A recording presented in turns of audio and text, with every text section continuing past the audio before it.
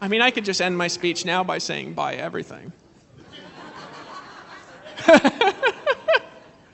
Just skip over it all, right? That's actually how we should do things. Just do a call to action and just get it out of the way, and then afterward give value, to the people who buy. No, I'm just going. Who thought it was funny? Anybody see that credit card video with me and Kayala? Oh man, funniest thing ever. Here's why I'm excited, guys. I could give you 800,000 reasons why I'm excited, probably. Why I'm the most excited, though, is because this is our biggest week ever.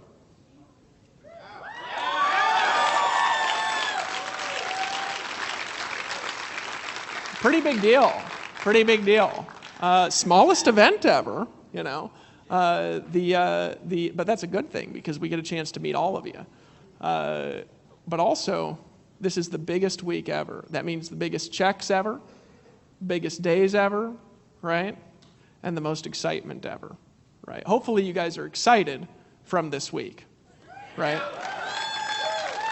Now, sometimes you're in this spot and there's somebody in the room like this who you're here and you feel like it's passing you by, Like, and I've been there. And I want to talk to you for a second because there's somebody in the room and you're seeing people coming up on the stage and, you're hearing stories about somebody who made 5,000 this week and 10,000 this week and 20,000 this week. And you're like, I just need to make my first sale. What am I doing wrong? Right? What am I doing wrong? And I want to talk to that for a minute because I've been there.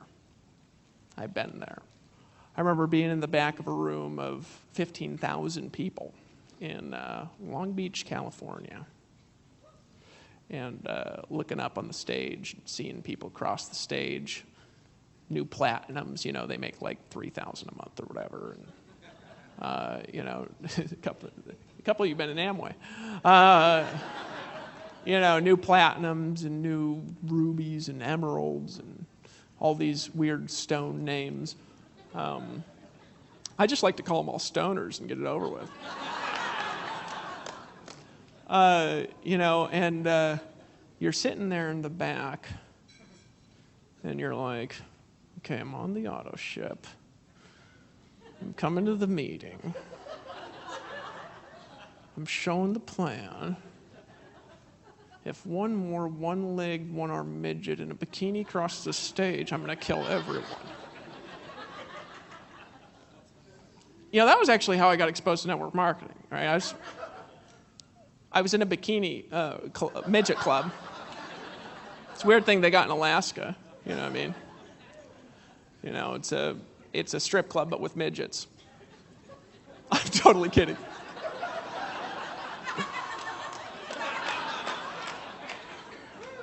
I actually really like those sound effects, you know what I mean? I want to hire somebody to follow me around with instruments just to, get a laugh track in the background. Somehow that actually increases laughing.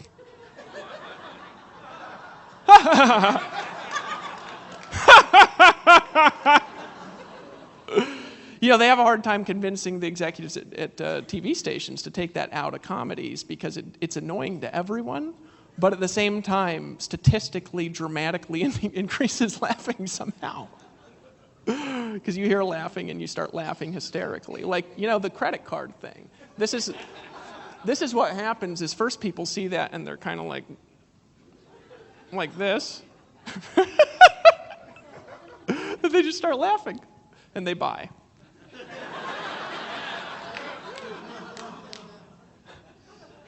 I don't know whose laugh that was, but that was funny. That's like a Revenge of the Nerds laugh like mine. That's awesome. I might not be able to handle that very much more. I'm getting self-conscious. So I'm 13 and I'm failing every class in school. And 8 out of 8. I mean, we're talking smart kid, what I'm saying? I'm focused. And I think it was mostly because I was skipping school, but it may also have been the pot. So I'm getting 8 out of 8 classes. I mean, we're talking science, history, math, gym, Fs. Like, how do you fail at gym? You skip every day, right? So I'm driving with my dad in the car, and I've got a beanie hat on, and it's Alaska, it's freezing, right? So I need a hat, and I'm like dressed up with everything, and I got snow boots on and everything, and I'm folding my arms, and he's driving me to karate. And my dad looks like he's getting progressively more and more irritated for a couple of minutes, right? And I don't, know why he's irritated. He's like a wood guy, which means you have a short temper and blow up at everything, right? So not really. I think everything's hilarious, but he'd get frustrated with stuff like his kid's failing 8 out of 8 classes. I think I could understand that because I've got a kid now. So in any case, he finally just kind of explodes and he goes, "You gotta be the dumbest kid in the family." And I actually started laughing. My dad laughs like Marty McFly's dad too. And some of you were born like before that movie. I'm starting to feel old now. So anyway, it's like, yeah, Back to the Future, I was telling Priscilla in Costa Rica about the, Back to the Future. I was like, what, you haven't seen that? And I was like, oh, wait, you were born in like 1989. I was like, I'm getting there. Soon I'll be listening to music and I'll be like this, and my son will be like, that was like from 400 years ago. And anyway, so I'm driving with my dad in the car, and he stomps his foot, which made the car go a little bit like this, and then you gotta be the dumbest kid in the family. And I said, what are you talking about? And he said, you're failing 8 out of 8 classes. I mean, at least you got 100% in something. I was like, how do you fail 8th grade history? This is like the United States is a couple hundred of years old, but we're not going to be specific because you're only in 8th grade. And I was laughing. I said, what does this have to do with anything? And he says, look, you might think maybe you're a 13-year-old now, but eventually you're going to have a family and kids and a wife. I hope someone will love you, because it's hard. And he's sarcastic, right? He's not like some of you are like, what an abusive father. No, your father was abusive. He was just sarcastic. He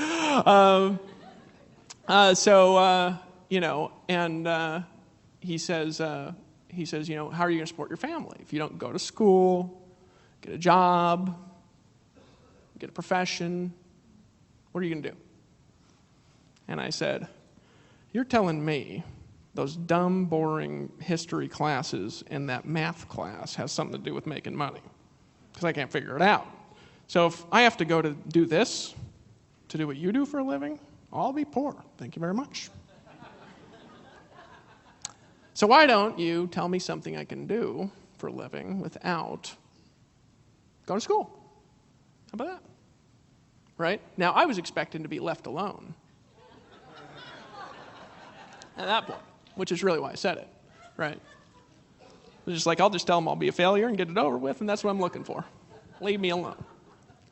So next Thursday, my dad comes in my room, throws a suit at me, and says, put that on, we're going to a meeting. And, I think I was playing like a video game or, reading some weird book. I was reading weird personal development books even when I was failing all my classes. It was funny. I'd skip school and like go read Carlos Castaneda or like, astral projection for beginners or some weird thing like that. How to teleport, I got my first Tony Robbins course when I was 12, I actually stole it, funny enough, when I was 12, from Walden Books. Tony worked there. I said, Tony, and I threw something over there and took a Tony Robbins course and went running. Right? Now, the only reason I tell you about that is because when I was a kid, I shoplifted for, I think, a year or two. And then later in my life, I was a missionary. And no, I was a missionary, and repentance was a big deal in the church I grew up in, and so I actually made a list of everybody that I ever stole from and paid them back at least double what I stole when I was 19. So I can talk about things like that, freely, and laugh about it, because it's not a weight on my consciousness at all, Sometimes you need to get rid of the past to open up a new future. So anyway, my dad throws a suit at me, and I reluctantly put it on and try to put the tie on, and then he's like, here, let me help you with that. I never figured that out until I was 19, and now I especially can't remember it. And I say, where are we going? He says, I'm taking you to a meeting. Right? So we drive down to the Salvation Army, and we go in this room, and there's like all these bored-looking people in suits, and me, and my dad, and a homeless guy. And he's like, that guy kind of looks homeless. And my dad said, yeah, that's a homeless guy. He actually sleeps outside the courthouse. I said, what he's doing here? My dad said, I don't know. So my dad went and talked to somebody, and he says, oh, somebody said they'd give him dinner if he came to the meeting. Not the best prospecting strategy. Now, just because I'm homeless doesn't mean necessarily the best prospects. You know what I'm saying? I mean, you're like, well, Dave was homeless. I'll go down to 2nd Street and prospect. Maybe I'll find a Dave Wood in my downline and get rich. So anyway, this guy walks in. Like like the Jewish guy, and they go like this with their hand. He's like one of these guys, he's like this, and he walks in like this. And I'm like, what am I at? I couldn't figure out where my dad had taken me. I thought it was some, cult or something. And this guy just starts talking and trying to tell jokes, but nobody thinks they're funny. And he's just talking like stories for, something like this. And then he starts talking about the dream and living on the beach and I was like, it's Amway. Right? Keep in mind, I'm 13, right? And so this guy's telling jokes and stories. Now, this homeless guy keeps interrupting through the meeting, right? Because there was only 2 guests, and this guy had flown up from Seattle or something. So, I just thought it was the funniest thing ever. I was like, why did my dad take me to an Amway meeting? I'm 13. What is this? This is that thing where there's like soap in the closet downstairs, and we get that toothpaste that makes our teeth yellow. I said, what are we doing here, right? So this guy is talking, and this homeless guy is interrupting with like the rudest questions ever. Who in here has ever done a home meeting? Like, who in here has ever done a home meeting where it's like a presentation, not a video, like old school with a whiteboard, and somebody rude is there just constantly interrupting you, right? Anybody here ever done that, right? Where there's like that guy who's like, this is a scam. Isn't this illegal, Why did you invite me over to this? You're trying to get all of us in your scam. He's asking questions like that, which is making this guy burst into laughter. And it was actually funny watching the interaction between the 2 of these guys, right? Because there's like this guy talking, and then there's this homeless guy interrupting, and he bursts into laughter, right? And then like nobody else thought it was funny except for me. So I'm laughing, and so I think he figured that the only guest in the room was either homeless or 13, so his chances were shot, right? But then we get to the magical part of the presentation. Now, this always happens if you ever done a home meeting with a whiteboard in it, right? That's actually why we got that there. I've got SA8 in the back, and in a minute we're all getting an Amway. Somebody pass out the WSA 4400s? 4 of you thought that was funny. Yeah, I know who you are. You're like, wait, I wanted to sponsor these people. So in any case, he gets to the magical part of the presentation and starts talking about the comp plan, which is impossible to understand. I mean, the goal is to confuse you in, you know what I mean? Am I really an Amway or not? Well, you don't know until you join. Right? And so anyways, he gets to the comp plan, and this guy goes, how much money you making? Right? Now, I was assuming this is like my dad, which was, of course, nothing in like 40 years. And I was like, yeah, this is it. And I was like, this guy's coming, flying across the country and to make $1.42. I just know it. I am gonna make fun of him to no mercy after he answers this question. I actually thought he'd dodge the question and say, I'm more excited than I've ever been in my life. Yeah, you've said that to people, haven't you? How much money you making? How much money are you making? I'm more excited than I've ever been in my life. My business is exploding. Yeah, you know I listen to the audios, right? So I listened to this Amway tape one time, and they were talking about this guy. This guy's name's Rocky, right? And he used to write a check to your downline. You'd get a check from the company and write a check to your team. I was actually still doing that in 2005, right? And so anyways, this guy's talking about his team. He's got this guy who's like a personal trainer at his gym, and these people just made fun of him ruthlessly, just ruthless, you know? He joined that thing. He's like, yeah, he's an Amway. Have fun selling your makeup and your vitamins and your soap. You know, I've got big muscles, but I like makeup. You know, they'd made fun of him ruthlessly, right? So Rocky, you know, is writing the bonus checks, and this guy's bonus check is like $1.42, you know what I mean? Which is what happens when you order all your vitamins and soap. You get a rebate, right? And he writes this check for $1.42, but he puts it in a gigantic envelope, right? And he goes to the gym with this gigantic manila envelope, and he goes, Billy, I got your Amway check, right? And Billy says, where? He says, over here, I got your Amway check. And then he says, I want that. And he comes over, and everybody in the gym just shuts up. You know, it's $1.42, right? Keep that in mind. And they say, how much you make from that thing? And he says, you wouldn't even believe it if I told you.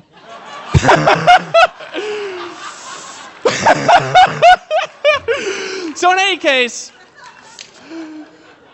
case, I'm in this room, and I'm like, this is the time, right? And then he says, how much you make? And the guy says, well, it's not fair because, you know, and I'm like, here it comes. Because I have another job, because I only started yesterday, because I'm only doing it part-time, I'm making $1.42. Come on, what's your answer? And he says, it's not fair because I'm only part-time. I've only been doing it for like a year and a half or 2 years. And I'm a full-time realtor, so I'm just doing this part-time. And last year I made, and he turned around and I said, here we go. And he wrote a 2, and I was like, that's it. And he wrote out $220,000. And I went from like this as a teenager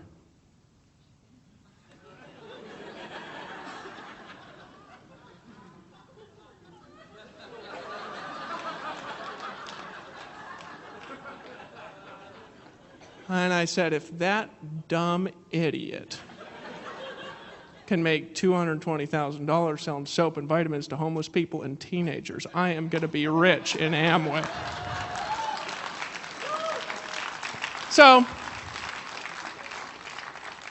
So then next week I was out on Halloween egging cars and houses with my friend Matt. You were a teenager too. Come on. Some of you are still teenagers, right?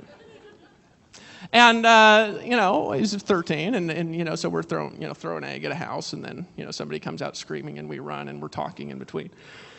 Normal 13-year-old stuff, Some of you have 13-year-olds like, hey, they don't do that. Yeah, they don't steal the Sears catalog and look at half-nude photos either.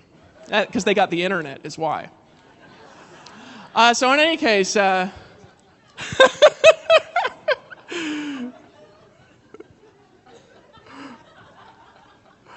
you're like, he was in the computer room for an hour yesterday with the lights off. And then I got in and there was no internet history. What's he doing in there? You used to have to know what you were doing to delete your cookies and your internet history when I was a teenager. So anyways, so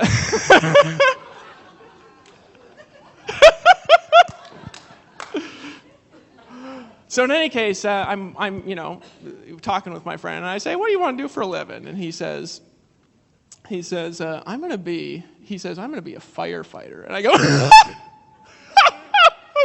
firefighter?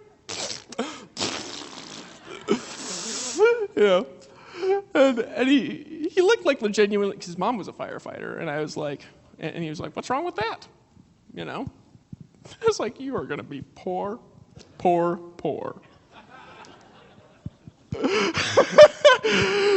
And he says, all right, what the freaking heck are you going to do? And I said, I am going to be rich in Amway. Now, I never got made fun of more in my life by anyone more than Matt Linden. Chris knows him, right? You remember Matt? Yeah. I never got made fun of more in my life than Matt Linden, except for when I joined Amway at 21 and tried to get him in the deal. Right? So the point is that I've been there. I was sitting back in 15,000 people in a room wondering, what am I doing wrong? What am I doing wrong? Nothing. All you got is your best. And the reality is that most of you are doing a lot better than I did, right? A lot better, my God. Some of you are like, man, I'm so frustrated. I've been in for 6 months and I've only made $4,000. You guys want to know the real reason I quit that first company, right? It's not, guys, by the way, I'm never knocking Amway, really, because, it's like, yeah, those idiots who do $12 billion a year, I'm cool. I like it when people actually knock a company that's bigger than theirs. You know what I mean? It's like it's like a short man syndrome, isn't it? Now, there's nothing wrong with short people if you're short. I actually like short people, but you all know what I'm talking about who are short. You know what I'm saying? It's like if you're smaller than everybody, you got to prove yourself a little. You know what I mean? So it's like when you fight, you don't want to fight a short guy, right? If you're going to fight somebody tall. Short people are mean. I'm serious. You don't want to mess around. You know what I mean? They're right at the level where they just grab the testicles. They don't even have to duck down underneath your punches. They just hit you in the ribs without ducking or anything.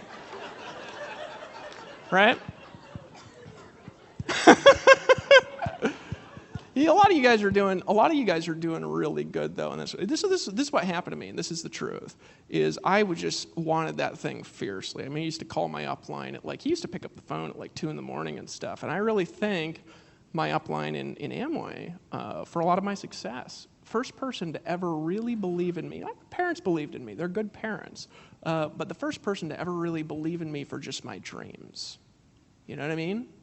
I used to call that guy and at 2 in the morning, and he'd pick up the phone. He'd be like, Dave, how you doing, man? I'd be like, I'm out prospecting, and I'm mad this ain't working. And he'd say, Dave, keep it up. You'll get there. Big deal. I remembered that for 6-7 years when I was like,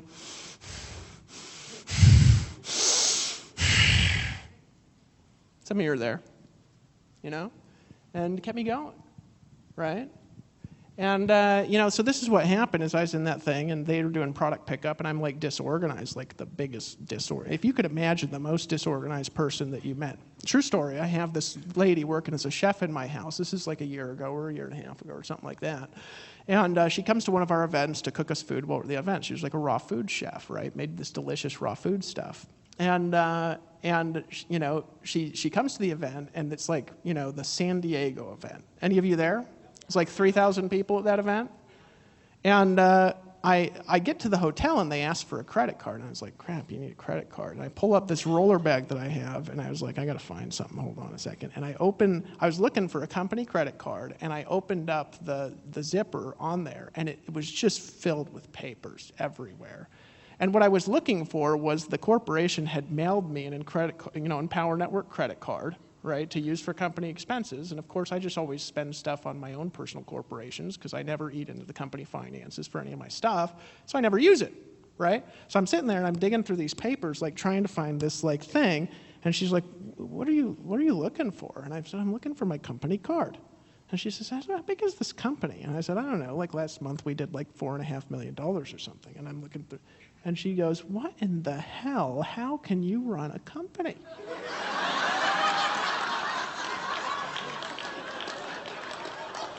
Right? So I eventually find my Empower Network card in there, and it's in the envelope sealed. And I open it up, and I pull it out, and I say, here. And I give it to the lady, and she goes, you got to call that number and activate it, I think.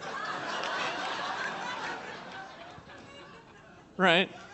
So I'm in this company in 2002 to 2005, and they're still doing product pickup, right? Which, who in here knows what product pickup is, right?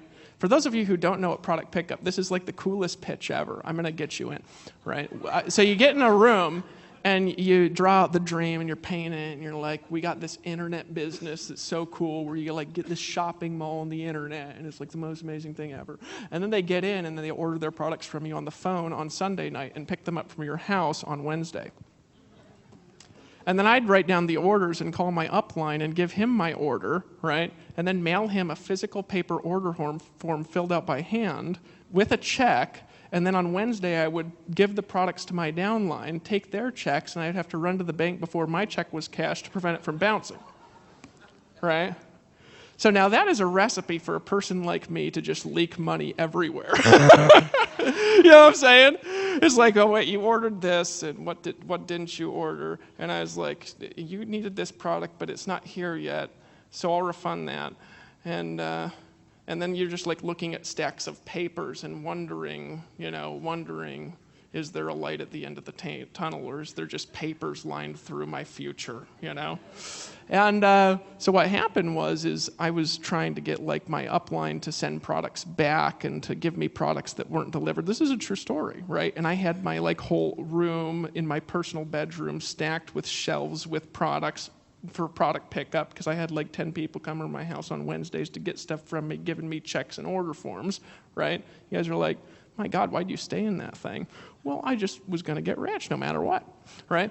So in any case, I start refunding people, right? Just because I was so sick of dealing with it, right? And I was like, it's okay, I will, I'll make the money when I'm a Ruby.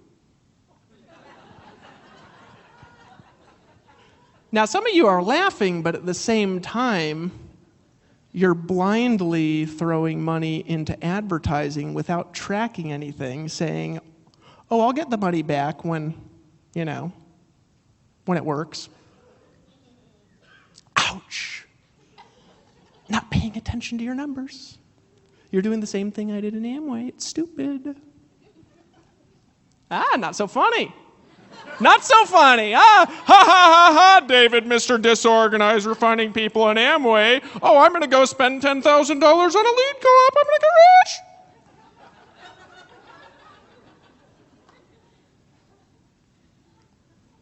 Less funny. Some of you are like, that was not funny. No blindly advertising without knowing what you're doing doesn't work. Now, unfortunately, and I got to say curses to the universe for this one, we're not a Ponzi scheme.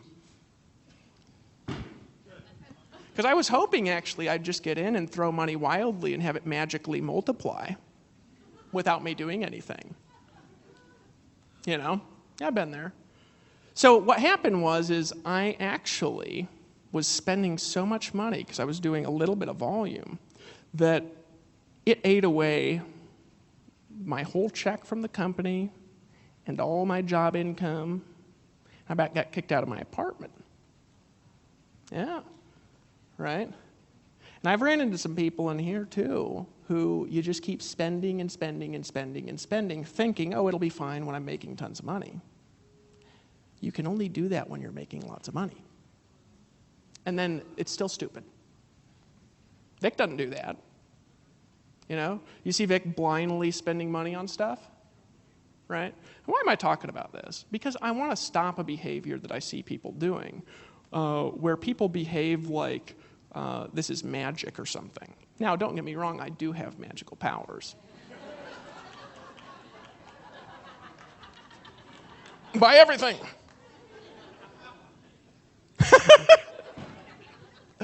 No, she has magical powers. I'm going to tell you what she can do, but I'll tell you, it's weird.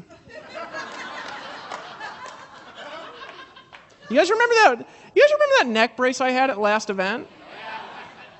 Right? So I'm wearing this neck brace, and the Friday night, for whatever reason, I think it was hypnosis.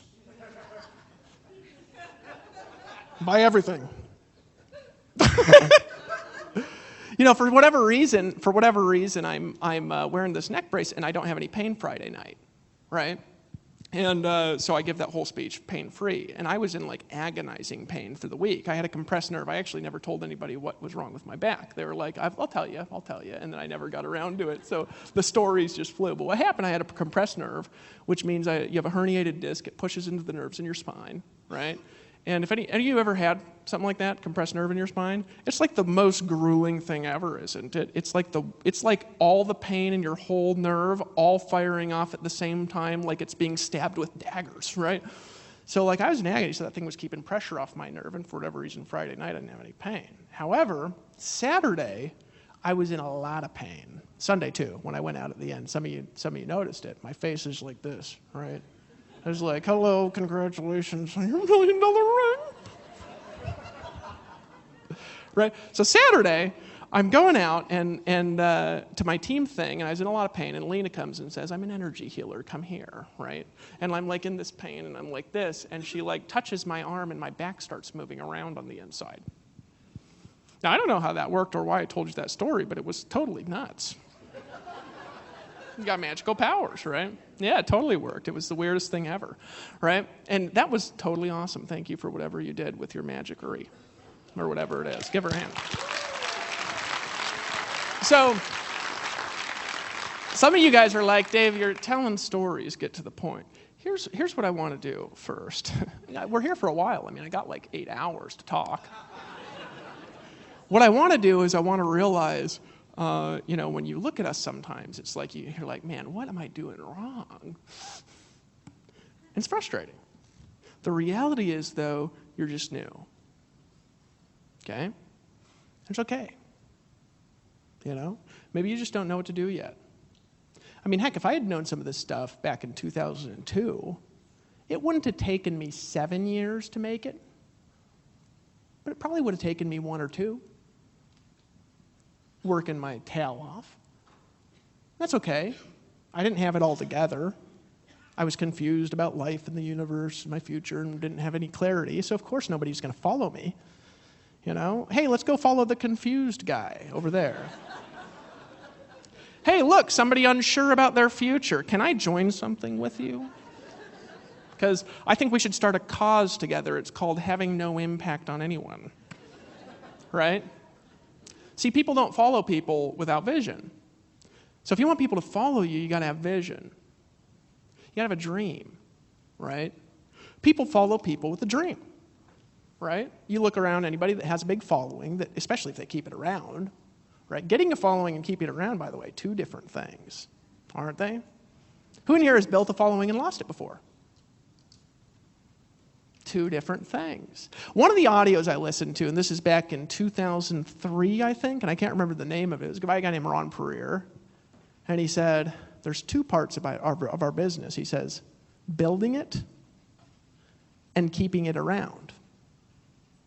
He says, I'll tell you, building it is the easy thing. Right?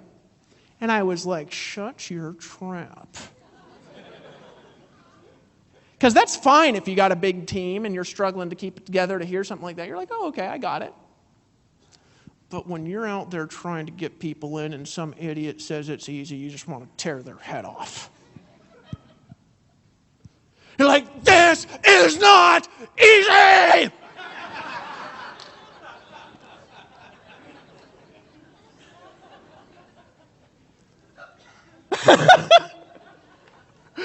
Right? You've all been there. Standing in the back of the room, having some guy talk about how he just broke his 400th diamond, Another guy crosses across the stage making $5,000 this week. I need to get to the sale and...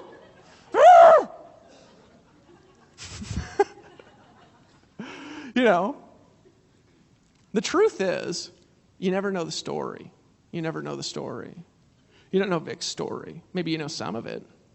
I'll tell you that man's been through some pain to get where he's at. And I'll tell you he works harder than about anybody in here too, because he's got a dream, right? And he's willing to work on himself. And he's willing to fix things. And he's willing to take advice. And you know what the interesting thing about Vic is? He makes more money than anybody in here. And the interesting thing is he's also like the fastest implementer I know. I see him learn new stuff all the time and immediately change things, immediately, right? And here's an interesting thing. Here he is, at the top, with this big team making all this money. And guess what he's still doing? He's still giving the most value, right? He's still giving and giving and giving and giving. He still learns something and he gives it. He still learns something and he gives it. You really want to know how to attract people? It's super easy, actually. And I want you guys to think about this here for a second. You just give value to people and solve their problems. And love them. Right? Now, it is difficult to keep people around you if you don't like people. Right? Legitimately. If you don't like people, right? And you're like, suckers. Right? You see people and you see a dollar sign on their forehead. My next commission. Thank you. People see through it. Right? People see through it. People also see a genuine heart. Even when they're skeptical, a genuine heart melts it. Right? It does. It just breaks through it. Sometimes people see me and they're like, oh, that scammer. And then they meet me and are completely perplexed by the way I just legitimately don't think I'm better than anyone. And it's a real thing. Because, I could say, I make lots of money. I do. Yeah, it's cool, right? It's a cool amount of money. I'm looking at it, I'm like,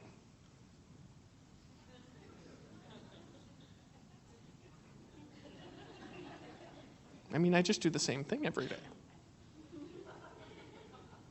You know what I mean? It just keeps growing. Not all the time. It has ups and downs. There's a lot of money, but a lot of money doesn't mean better, right? A lot of money doesn't mean better. It means they're just doing something different, right?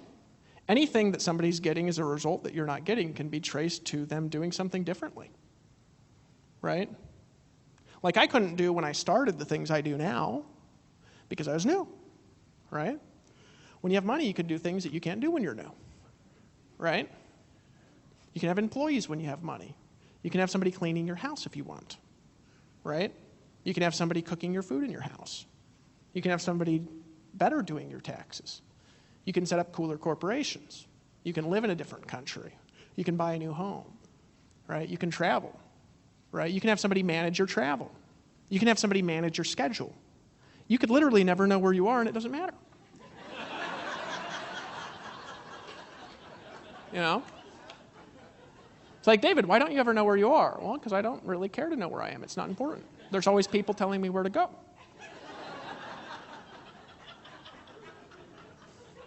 It's like, why would you need to remember your room number if like some badass ninja chick is walking you around that remembers it? She actually doesn't even walk around. There's like a corner and she's like, ah!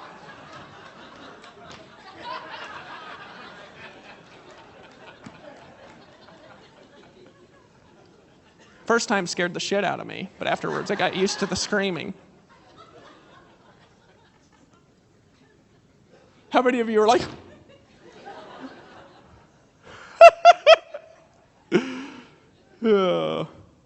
One time I was actually at an event and there's this guy and he was telling a story and then he whispered his voice down into a whisper and he said, you know what I'm going to tell you? To get started! And I about jumped 5 feet in the air.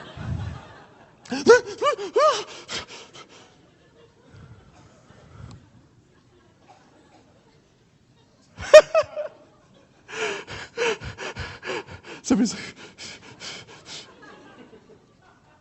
right? So you never know the story. You never know the story. And, here's a thing that is really interesting about this crowd, okay? This crowd here. Everybody in this room can do this, right? Everyone.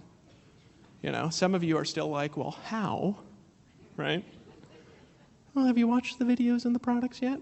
Well, no, just tell me what to do. Why would I do that? Paul Gardner's weird. He goes around screaming his intentions everywhere. Why does he do that? Have you watched the products yet? No, just tell me why. That's a really interesting strategy. It looks like you're doing, what, solo ads? How do you do that? Have you watched the products yet? No. Why would I do that? Just tell me. Just tell me what to do. Just tell me what to do. I'll do what it takes. Just tell me what to do. Have you watched the products yet? No. Are you going to? No, just tell me. I actually just told you to watch the products. No, now just tell me what to do. Okay.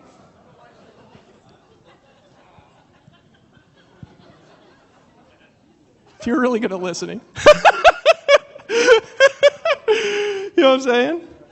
Yeah, here's a great example of what to do. You know, I met Paul in 2009, right? I remember talking to you for the first time because Daniel introduced you to me, right? How many times have I talked to you over the years personally on the phone? A few, right? But how many? 4 or 5 since 2009? Yeah, and one of them was I called into your house to do a home meeting, which you wanted to kill me for, right? You remember that? I was like, yeah, you're in now. You got to do a home meeting. I was trying new strategies, you know, on Paul. Now, here's the thing, though. I was like, all right, you need to make a list of everybody you know, invite them over to your house for a meeting, right? And I called from my house in, I think, Costa Rica into his house on a webinar to do a meeting. After he joined on the internet. Yeah. But here's the thing. You did it still. Why? He wanted to work with me, so he did something that he thought was stupid and didn't want to do. Even though it didn't work, he stuck around. Right? He stuck around. Now here's the thing, a lot of you wouldn't do even something that was like worked, if I told you. You know? You're like, do you even pay attention to anything? No, I'm looking for the secret, Dave, the secret. Okay. I'll tell you the secret after you watch the products and implement everything.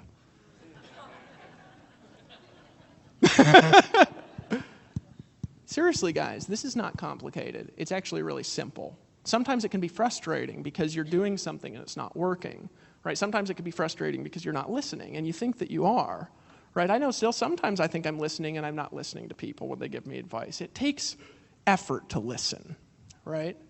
And to be coachable. And to realize you don't know everything. How many in here realize you don't know everything? Raise your hand. Right? 2 people know everything.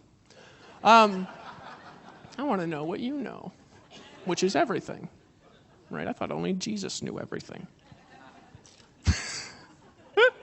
You know, we realize we don't know everything, right?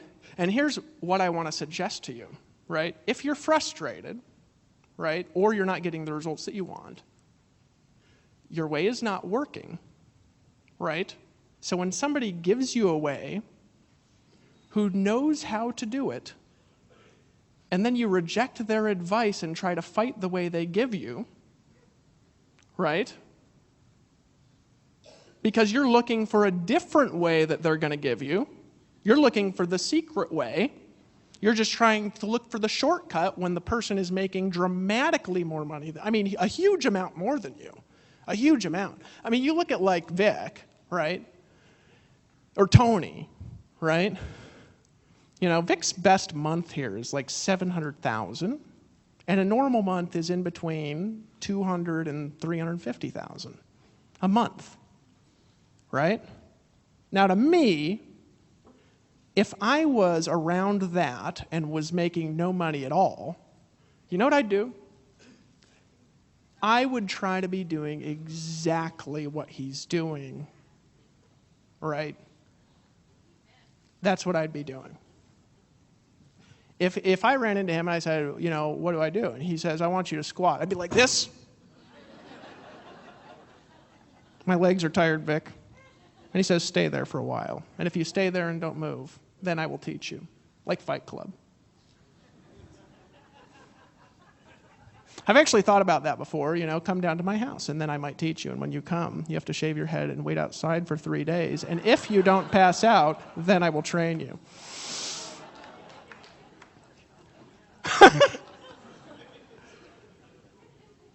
What's that guy's name? I can't remember his name. The #1 earner in Organo Gold.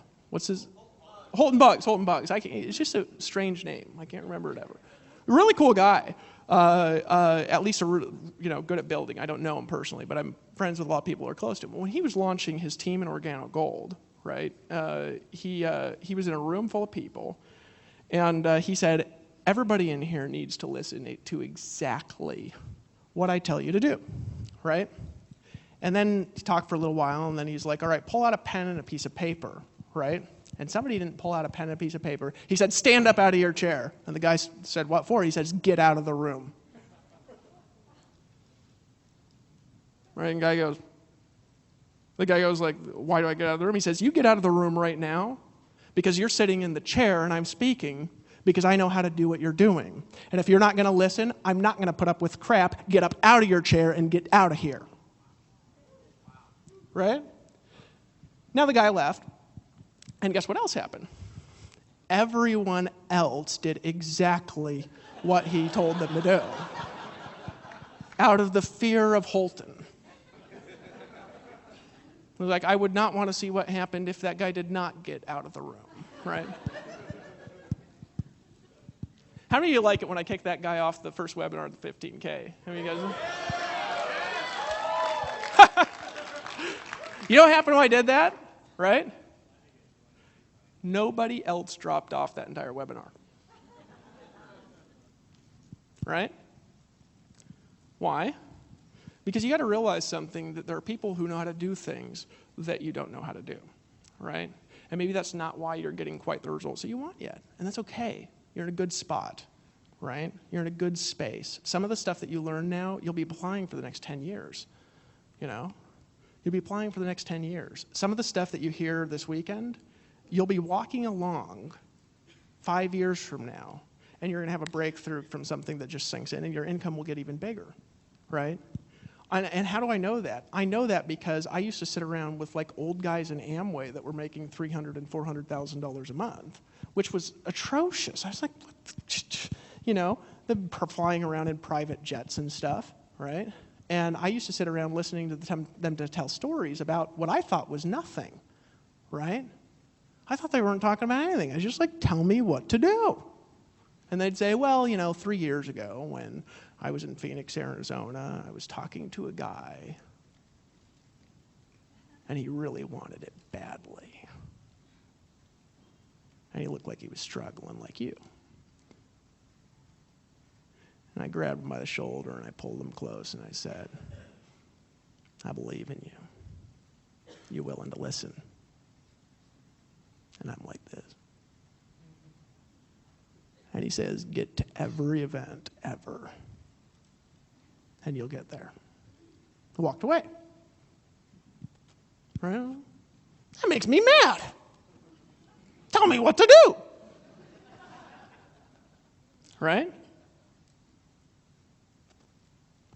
One time I was in a hotel room, and I was, there's this guy, and he'd flown in a private jet, and there was like 1,000 people, and I wanted to talk to him. So I waited around for like 4 hours for the crowd to dissipate, because in Amway, they actually pull out audio recorders, and they sit there like this.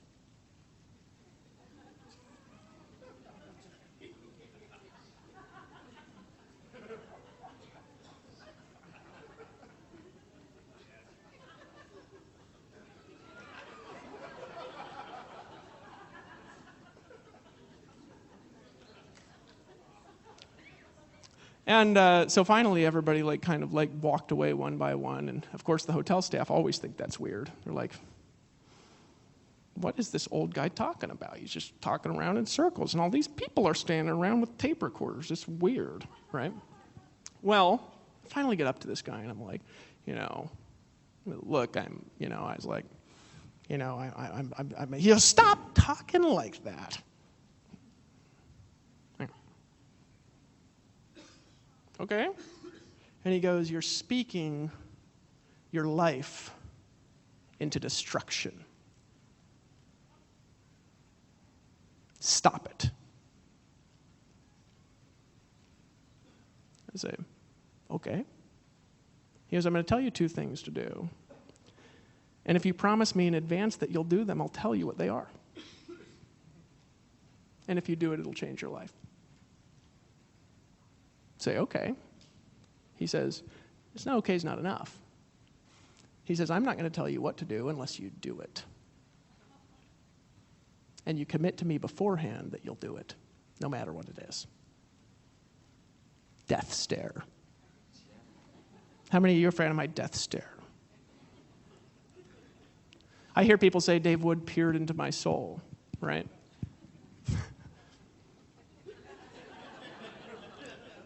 That wasn't a good one. I'll give you one later. And death stare. So I say, okay. I promise. He says, now you're not messing around with me, are you? And he still wouldn't tell me. He goes, you're not messing around with me, are you? I say, no, I'm not messing around. He says, so if I tell you what to do then, you're not going to run off and do something else because you think you have a better way, even though you're making no money at all right now. You promise me that if I tell you what to do, you'll do what I say.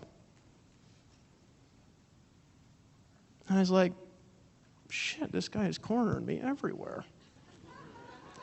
Right? And I said, I promise. And he grabbed me by the suit coat, because I used to wear a suit in those meetings, because they tell you, if you don't do that, you're not serious. And he pulls me in, he stares at my eyes, and he says,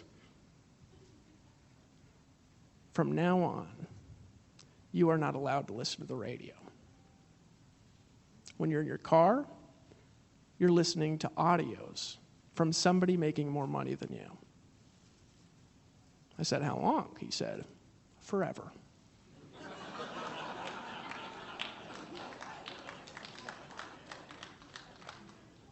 Right? Say, okay. He goes, that's thing one. Will you do it?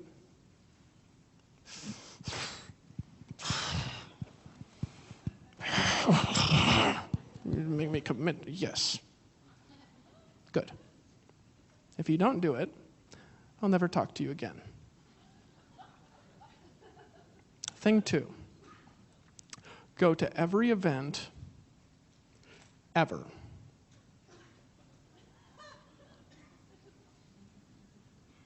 Says, you know what I mean by that? I say, you mean all the big ones? He says, no, all of them. If your upline's in town, you're at the meeting. If there's a conference call, you're at the conference call. If there's a big event, you're at the event. If your team's gathering, you're there. You come early and you stay late. Because late is where the magic happens, but if you show up late, none of us will give you any time or pay attention to you. I was like, he's like, there's a big event coming, a big function coming in Long Beach, California in a week. You got your tickets? And I was like, no, I can't afford. He says, stop it. You just promised. I don't want to hear your excuses because you're broke and you can't afford it. You want to be broke your whole life? You want to be stuck at zero your whole life? You want to still not be able to afford your rent when you're 35?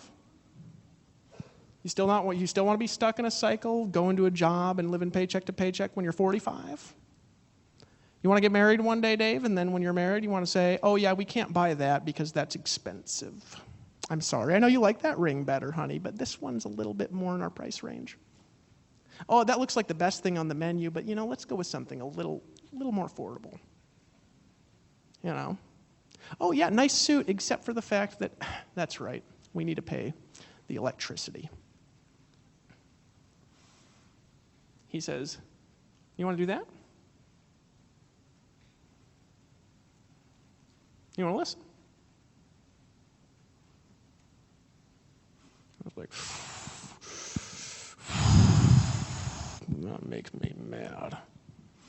Because he was speaking to my soul. He knew I was living paycheck to paycheck and struggling for everything somehow. He just knew it. How did he know? Well, isn't it fascinating that he had been there? Not able to pay. Not able to pay for the cell phone. Getting kicked out of your apartment, being late on the rent. Driving into an event not knowing how you're going to pay for the hotel room. Right? Who in here has been to an event and you ain't been able to pay for a hotel room to sleep in for? Who in here has slept in a car at an event? Right? Yeah. Because he'd been there. He'd been there. And the cool thing about being there now is that one day you'll be able to stare into people's souls. And you don't have to take any bullshit ever. You know, the cool thing is somebody says, I don't have the money, I just don't even blink. Don't give me bullshit. I've been broke too. Yeah, Dave, I can't afford to go to the event because, I don't know where I'm going to stay. I don't care. Do you believe in your dreams or not? I ain't going to mess around and say, oh, I'm so sorry. Oh, I didn't know. Oh, wait. I didn't know that you were the broke one in the room, that's struggling. I'm so sorry. Oh, que lindo. Right? No, I don't care. Right? Well, Dave, I know that, you're telling people to listen to audios and stuff, but, just tell me how to do it. No.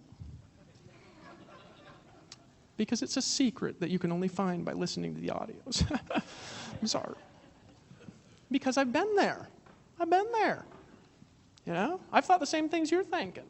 I've sat in a chair mad, right, at all the people around making it, and I look at the people around and they're making it, and I'm sitting there and I'm saying, what am I doing wrong? Mad in the meeting, right? I've been there. I've seen people pass me by. I've been there and been struggling to make $1,000 or $2,000 a month, and then there's this guy that doesn't look any more talented than me, and I know he's not working harder, and he starts making $5,000, then $10,000, then $15,000, and I'm staring at him, and I'm saying, what is he doing? Angry, right? I've been there, right? You know what, though? I stuck with it. And I outworked everybody, and I outstudied everyone, right?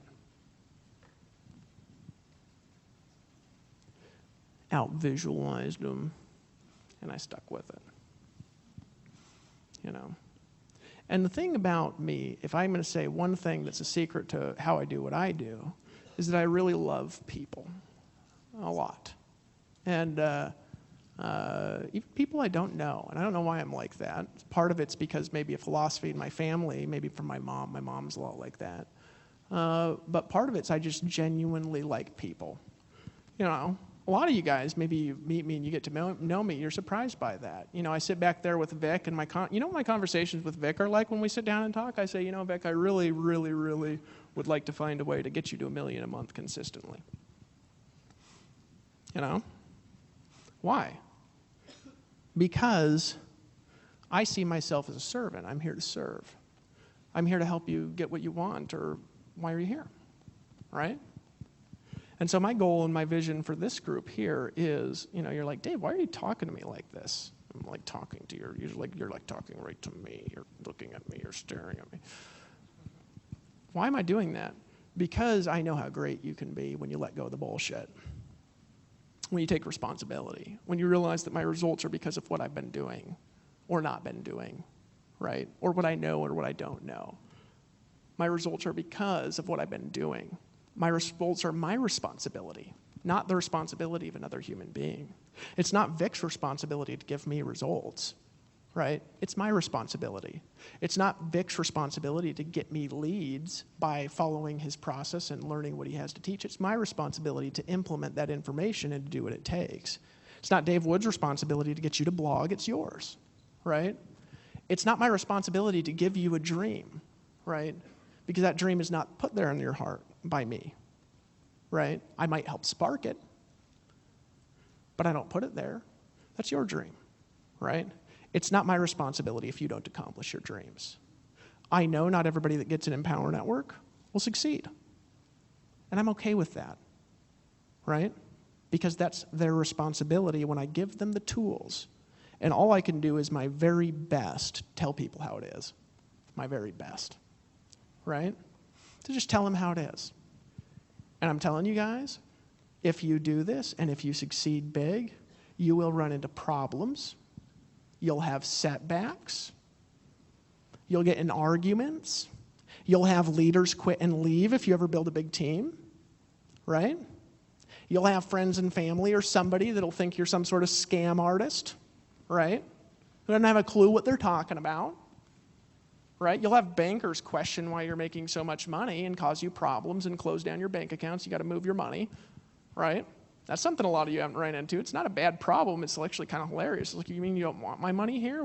Okay, I'll move it to this bank. They want it, right? But you run into weird problems like that. Maybe you'll put money on a credit card for something and think you'll be able to pay it off in a week, and then when you don't, you'll start to panic a little. Maybe some of you guys are panicking because you're in a lot of debt right now, and you don't know where the money's going to come from, right? You don't know where your bills are going to be paid from. You don't know how you're going to make a sale, and you're acting in desperation because you just don't know about the future. And maybe you got to go through some hard things, and that's okay. Maybe you'll place an ad and it won't work. Maybe you'll make a capture page and it won't convert. Maybe you'll send an email and people will unsubscribe from your list. Maybe you'll sponsor a guy who you think is going to be really great and then they don't do anything, right? Maybe somebody you love will get in and then get out and then not talk to you for 6 months, right?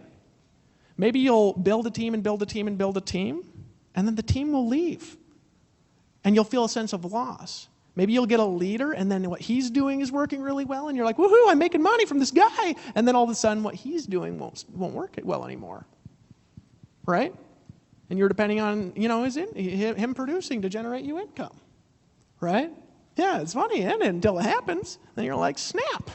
How do you learn what I'm doing, right? You're going to run into issues.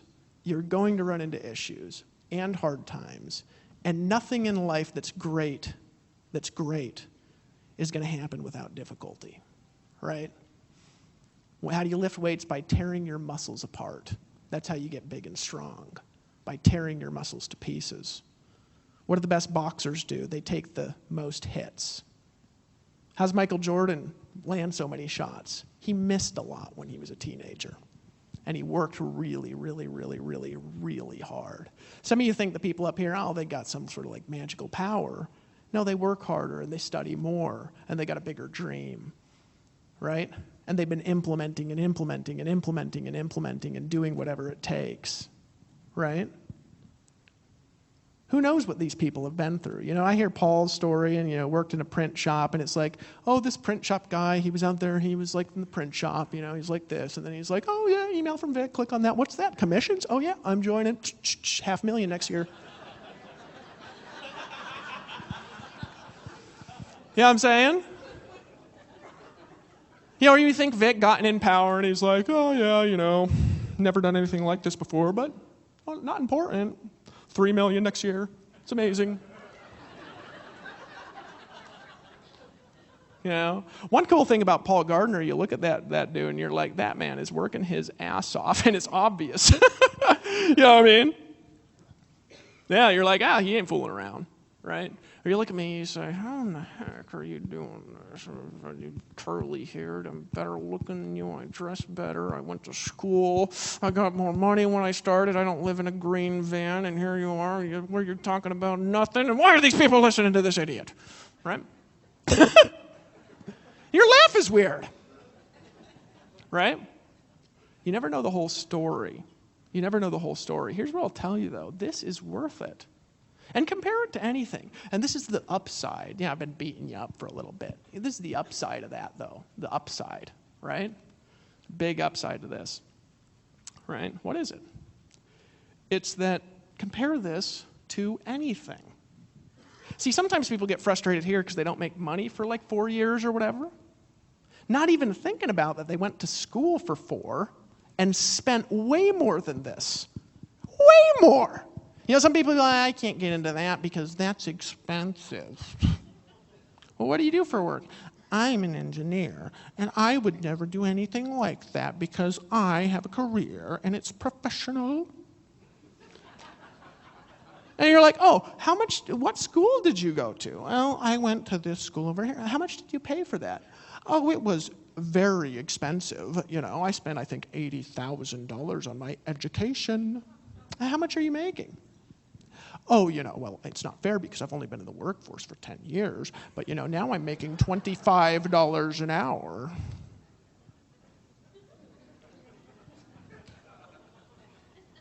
And you're making fun of me? idiot. Right? I mean, what if they actually showed you the plan to go to school, and that's how they did it, right?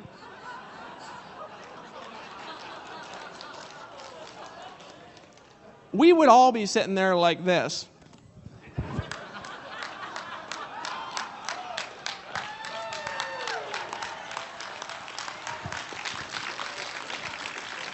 Actually, let me show you the plan. All right. Now I want you guys to imagine what life can be like if you had a Toyota with rusty wheels, a starter that didn't work.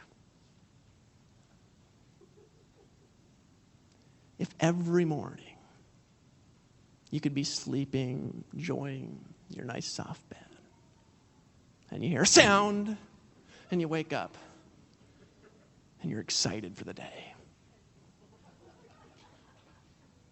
Because you know that you got to run to the shower in a panic to do your hair.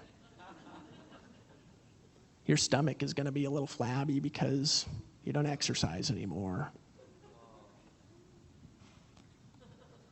Because you don't have any time, because the kids are screaming at night. And you get to jump in the shower in a panic, wear clothes that are a little bit worn down, because you haven't been able to buy new ones in years. Run downstairs, not really that far down, because your house only has one story.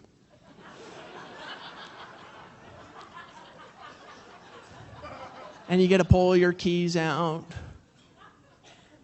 to your used 1996 Toyota Corolla. Put your keys in the engine and you're cold because it's the winter time and you don't have a garage. And just imagine what it would be like to try to start your car and it fails. And your heart starts to pound because you know you're late for work and the boss yelled at you 3 times this week already.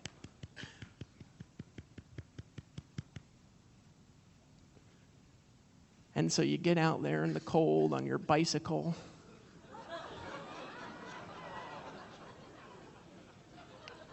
It's pink because you bought it for the wife. But she doesn't have time to use it because she has to work too. She has to work too. Life is good. Life is good. So you go get the bicycle and you bike in. 15 minutes late to work and you walk in. And your boss says, "Smith! Get in here!" Again. And you feel like, I'm nothing, and you walk in. So you can get yelled at to get a paycheck that's barely enough to pay the bills so you can eat ramen noodles for the next 7 days because you had to put all your food money to fix your starter and get new tires for your car. This is the dream. And here, let me show you how to accomplish this dream.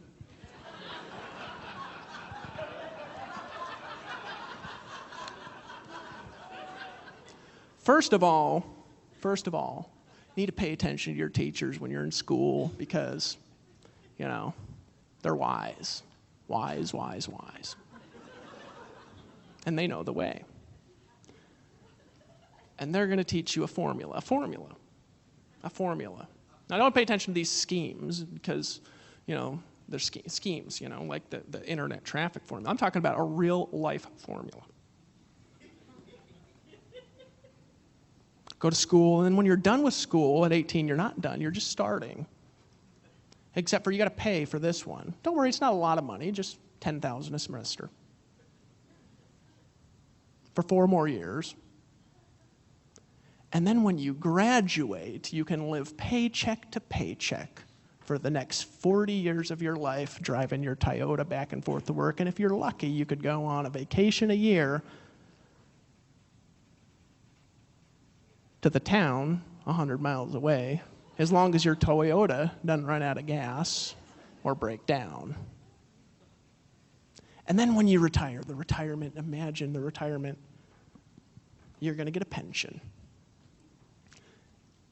Hopefully, because most of the companies, they, end up shutting down their pension plans or changing them or going out of business, but you'll get a pension. And it'll be 40% of what you couldn't live on for the last 40 years. And you can retire in your golden years eating ramen noodles and sitting around the house, bored, watching the TV. All you got to do to join is give me $10,000 for your first semester.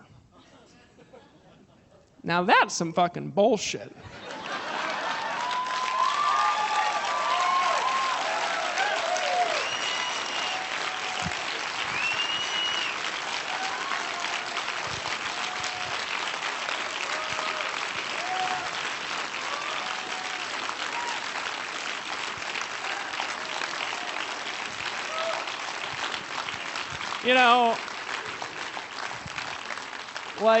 I don't have anything wrong with the system, really. I just think it's stupid. You know what I mean? It's like, if we're going to make a system, why don't I just go, live in a tent and throw rocks in a river for the rest of my life? That sounds more fun, I mean, come on. Let's do something fun with it. If I'm not going to have money anyway, I'll go live in a river and fish, you know what I'm saying? And I'll just start that now.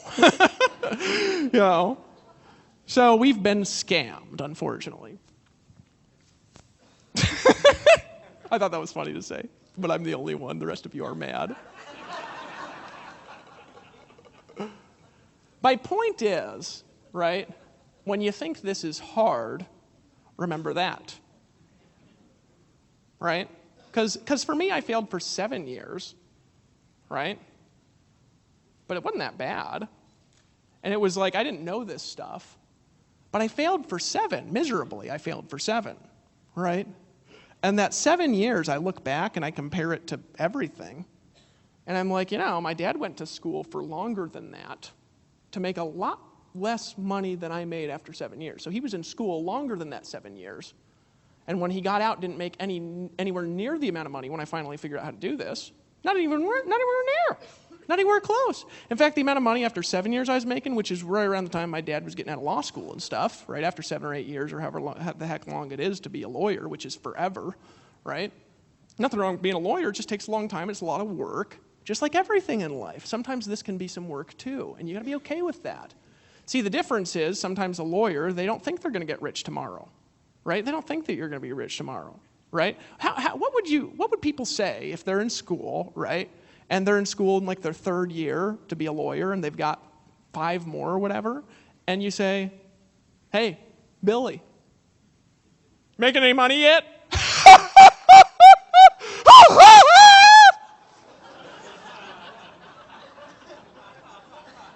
You know what I mean? That actually hurt my ribs. I mean, what would they say? They would look at you like you're crazy.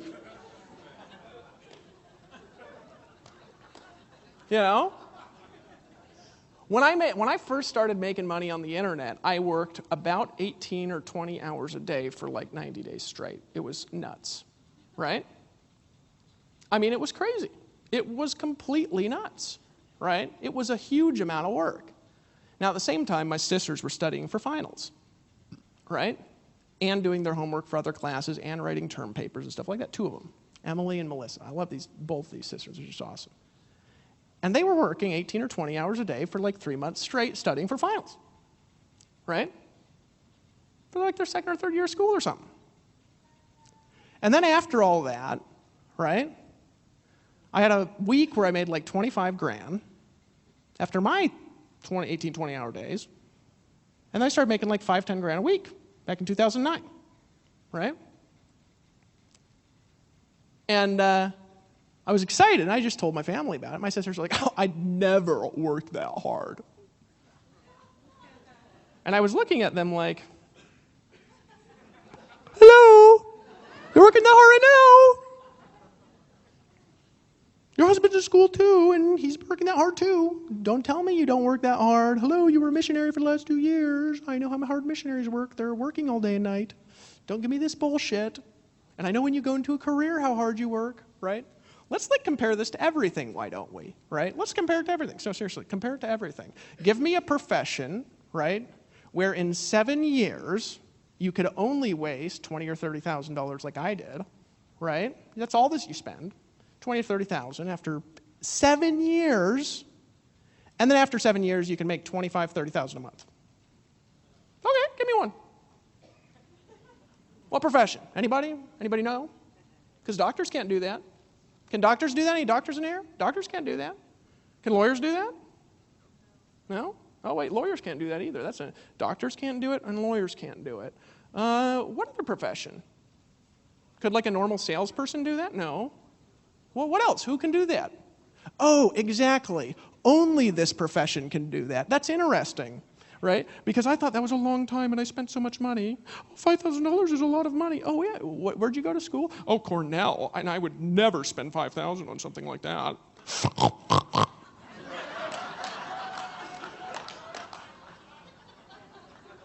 Okay. Last I checked, you were broke. Go for it, right? Well, I've got a plan. What's your plan?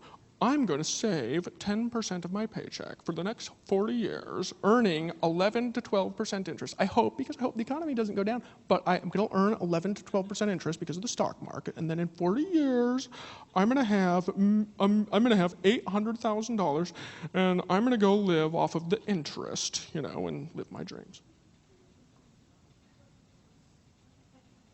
Who taught you that? Because that sounds crazy. And not only that, doesn't seem to work. I mean, how many people in here have had big life savings and they've just been wiped out? Yeah. By the stock market that you were told to invest in. Just put your money over there and it'll be safe and secure because over time the stock market averages 12% a year over the last 60 years. Well, what the fuck happens if you're 60 and it tanks? They ever tell you that? Well, it's fine because over the next 60 years, it still averages out 12%. Well, I fucking turned 60 when it dropped to nothing.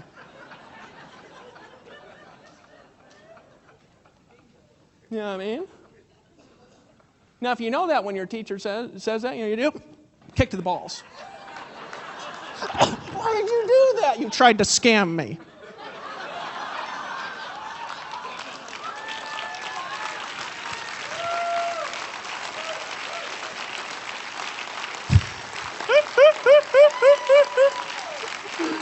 You know what I'm saying? You know what I'm saying? I mean, come on. So let's talk about like how to make money doing this, right? Let's talk about how to make money doing this, which really, truthfully, you pretty much already know. You know what I mean? You pretty much already know. There's only a few steps to it. It's not that complicated, right? You're like, well, what's the secret step? Work.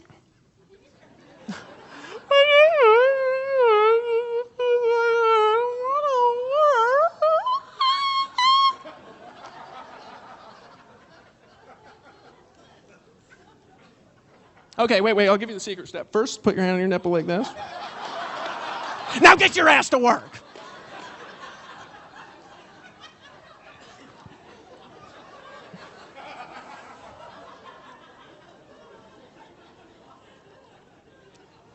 You know what's funny is like people in other stuff don't have a problem working hard. You know what I mean? It's like you I can't work like that. Well, it's like, what do you do? Well, I'm a farmer. I would never work like that. What do you do? I'm a teacher. Well, you don't work 18 to 20-hour days all year. Like people are like, oh, I would never do something. I would never do something like that.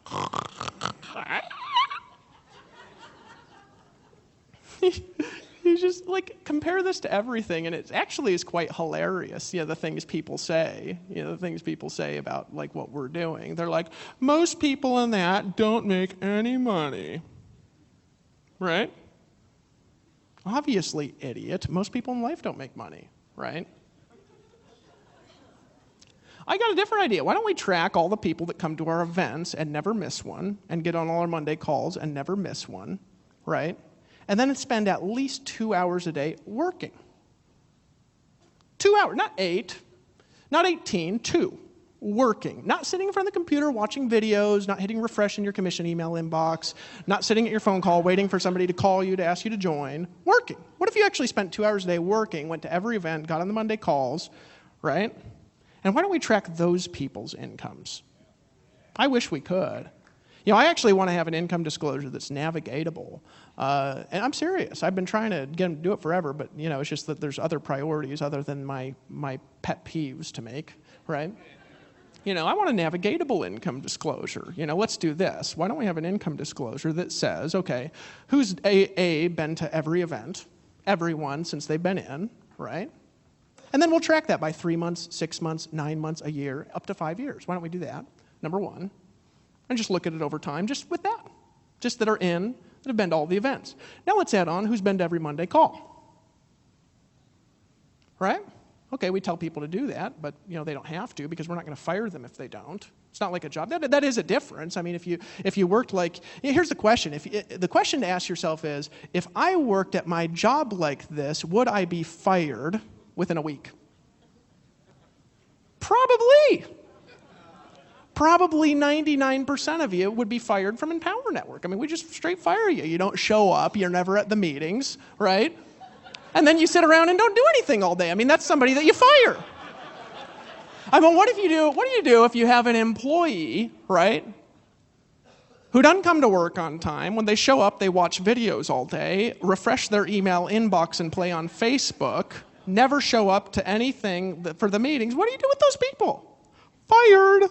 I'm sorry, I can't afford to just spend money anymore on, you know, your porn education. Right? You fire them. So how long would it take for you to be fired if you worked at your job like you work at Empower Network? How long would it take? A day, 2 days, a week, 4 hours? I mean, some of the people who come up to me and say, it's not working. If I saw you and you were in my company doing what you're doing and you were an employee, I'd fire you in 4 hours. Not because I'm mean, but because you're sitting there like this, refreshing. Why aren't I getting commissions? You know, that's like an employee sitting there refreshing his screen saying, why aren't I getting a raise yet? Seriously? Seriously? Huh? What do you do if an employee misses the meeting every week? Right? We have a meeting Wednesday morning and you got to show up and you got to like report what you've done. You guys don't even have to report what you've done at the meeting. You don't even have to fill out a report card, like say, this is what I've done this week. But what happens if you show up even at the meeting and don't bring the report? Right? First time, Billy, what's wrong?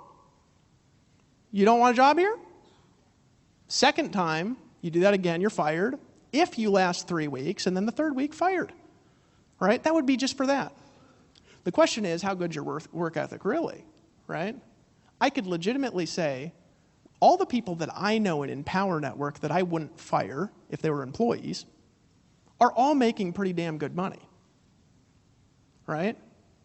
Because they're working. And they're consistent. And they study every day a little bit on their own time, outside of work. And then they come to work and they show up and they do what we tell them to do. Right? Which really isn't that much. Think about all the things that we, like, you know, that you have to do here, right, for a second. And think about them as a list of responsibilities to complete each week. Okay? Spend time each day figuring out how to market and generate traffic. Maybe do some optimization on some of your pages to get more leads from the traffic. Maybe send an email to your list. It might take you 15 minutes to write, maybe, right? Maybe post a link on your Facebook wall. Maybe write a blog post, right? Maybe you do a live event for an hour. I mean, all that together might take 2.5 hours, right? But how many of you never do that? Even that, right? Now, I'm not chewing you out because I'm not your boss. And guess what? You can stay, you can quit, you can keep doing it, you can keep trying it, you can figure out how to do it, you can learn the secret. If you stick around long enough, maybe sitting there not doing anything, you'll learn the secret.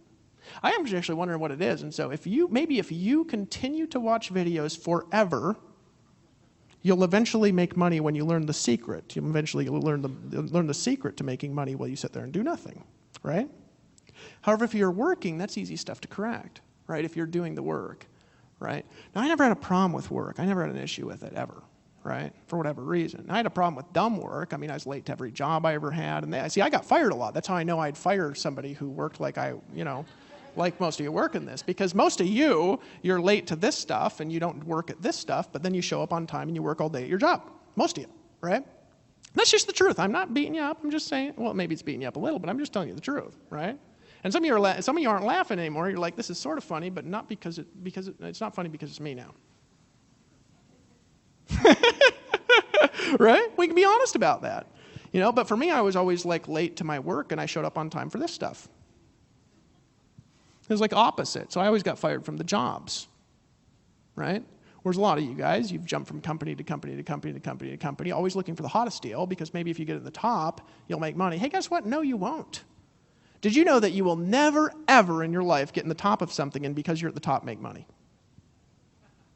Because this is not a pyramid scheme, unfortunately. Dang it. Wait a second. Dave, you mean this isn't a Ponzi and this isn't a pyramid scheme? I thought for sure I was scamming people. And I was in at the top. Right? No, because unfortunately, this involves sales. Right? So how do you make money here? Sell. Right? Now, could you sell in person if you want to? That's a way to sell. Could you sell through email? Yeah, if you want to. You could sell through video. You could sell with our videos. You could sell by learning marketing. But it's creating sales, right? That is your core task here. That's what we do, right? That's what we do. And so the question is what you're doing when you work even aimed at that? I'll tell you, sitting around refreshing your inbox doesn't create sales. I'll say you playing on Facebook, and it depends on what you're writing. Sometimes it creates attention that you can then use to create sales. So sometimes I'll do stuff like that, But most of the time, you're on Facebook fiddling around. Guess what it really is? It's fiddling around. It's wasting time. If you did it at work, you'd be fired, right? I don't think we allow people to fiddle around on Facebook all day at the corporation. You could ask any of our employees. You ask Bonnie, she'd probably fire you in 4 minutes for that, right? Because you're at work, right? Bonnie doesn't fool around. She don't let employees just sit around and fiddle around on Facebook and watch videos over and over and over and over and over again, right? Be like, what are you doing? I'm working. On YouTube? Yeah. What are you watching? Some Tony Robbins. I'm trying to get motivated to work. What about the report I asked you to file? Yeah, I was going to get to that after I was motivated. After Tony told me that if I go like, it's my time, and I'm really pumped up, I'm going to get motivated, and then I'm going to do that report when I'm pumped. But only when I know the secret, because I need to know the right way to do it.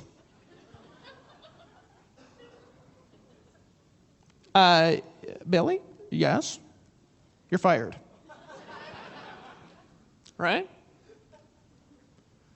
Be honest about yourself. Right? That's okay. We've all been lazy at something in our life, and we've all worked hard at something. Nobody is lazy all the time, right?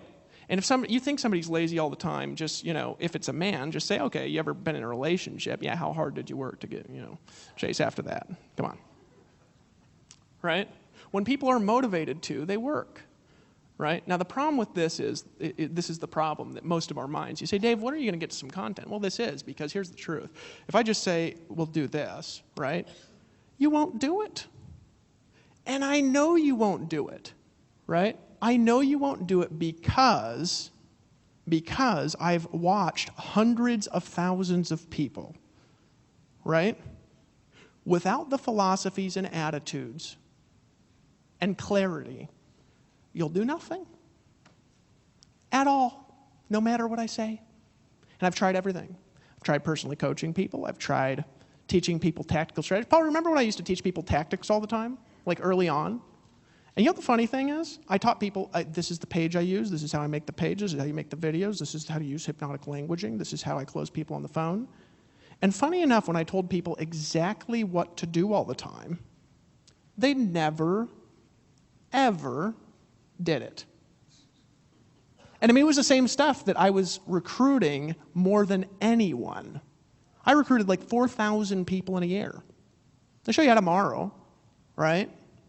I'll show you the tactics and what I did and how I said things and how I got people on the phone and closed people and all that stuff and coached some other people and show you how to do live meetings, all that stuff. But I taught people that stuff only for like 2 years. And no one ever did it. It blew my freaking mind. I was like, get on the phone with somebody, they're like, Dave, I need some coaching, okay? What are you doing? Well, I'm doing this. Okay, here's what you do. Here's how to do it. Here's the steps. Here's what you say. Here's what you do. Here's how you get people to talk to you. Here's how you generate traffic. And be like, okay, I'll talk to you next week at 4 o'clock. Come back next week. How you doing? Well, Dave. And they repeat the same problem again. Right? Because they've been sitting there all week refreshing their inbox. Right? And then I learned something by remembering those old Amway guys. I was like, those guys just tell stories all the time. Drive me crazy. Drive me batty. But the interesting thing is I literally remember everything I was ever told. For whatever strange reason, I remember everything. Now, I started telling stories and creating vision. And then people started just working on their own. It was amazing. Amazing. It's amazing how talented you are. Did you know that? It's amazing, really, how talented you are, how much stuff you have in your head, how much experience you have, how much people skills that you have that sometimes you don't use, how much you know about sales and marketing just from being around and just being sold, right? It's amazing how much you know and how much you've got inside. That when you just get to work and you decide to apply yourself, what you can do is unbelievable. Right? Unbelievable. Because what do you really got to do here? Create leads, sales, and upsells.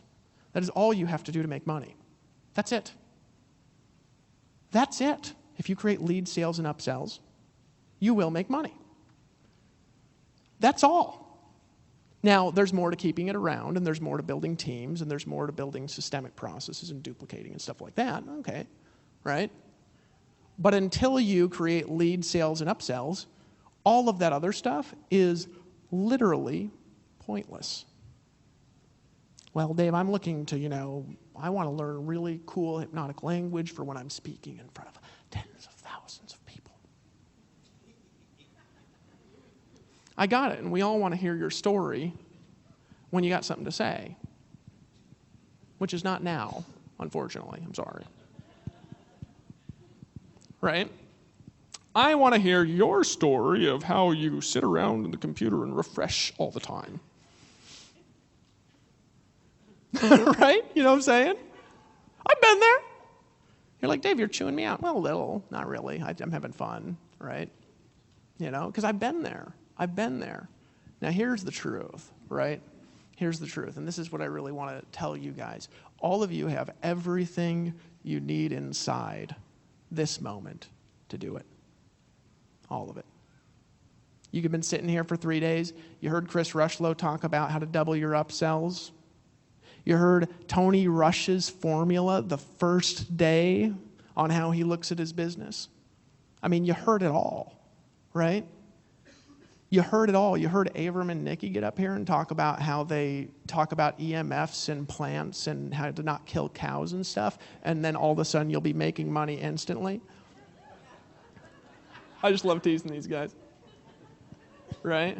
You heard Kay Halla, right? Talk about how he's doing what he's doing. You've got it all, right? And the only thing that's going to stop you, see, when you go to work, you'll make 10 an hour.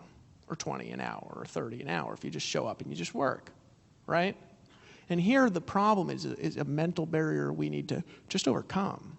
Because sometimes you show up and you don't know if what you're doing is going to make you money, right?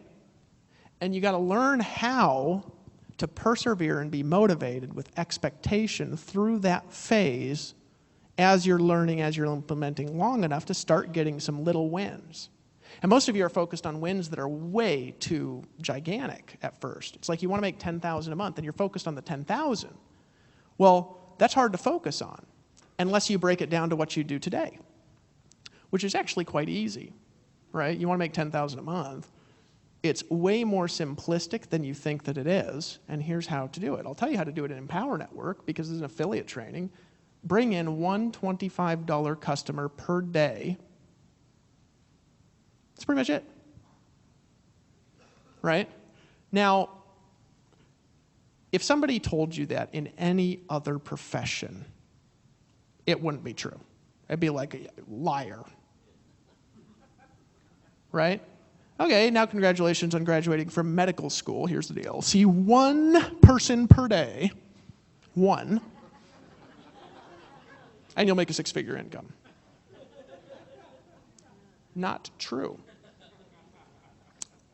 Get one new person to give you money every day. That's how to make a six-figure income and Empower. You say, no.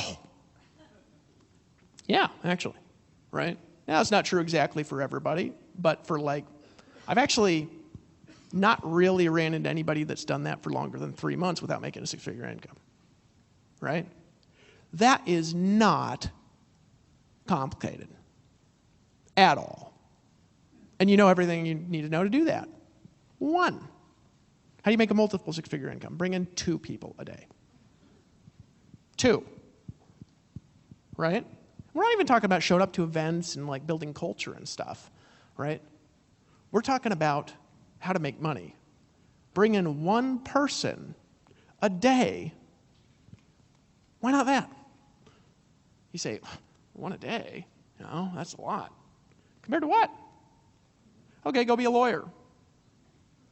You gotta do marketing, generate leads, sit down with people for free, and then sell them on being a customer. And I'll tell you, you will not make a six-figure income from seeing 1 person a day that pays you. You won't. Maybe you'll have a $10,000 a month from winning a lawsuit or something, right? And then back to zero. Your doctor, bring in a person a day, yeah? You're not going to make a six-figure income. Actually, any doctors in here?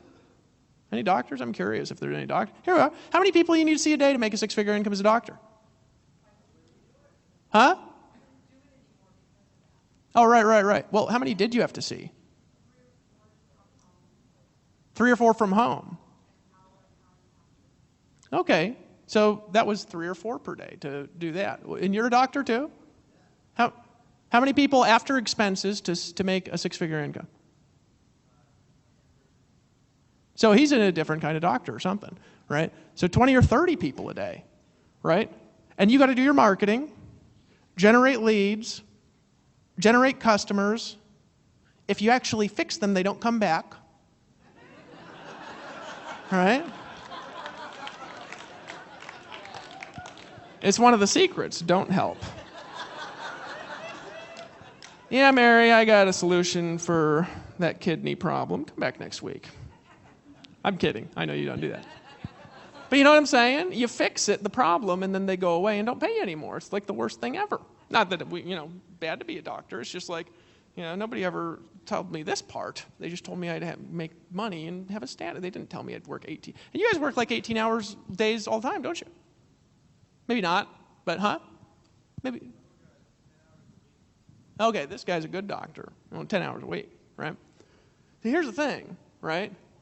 Guys, when you look at what we do, right, we can say, oh, it's hard, it's complicated.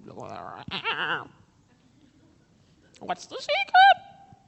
What if, and I take these 2 guys as an example. This is actually really funny, right? They go to medical school, right? Medical school, right?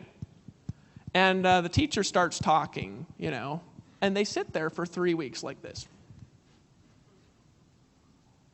Then after 3 weeks, their foot starts stomping like this all class. And then the 4th week, they just can't handle it. Ah! Ah! Ah! The teacher goes like, what the hell are you doing? What's the secret? I've been in this for 4 weeks, invested $1,000, and I'm not making a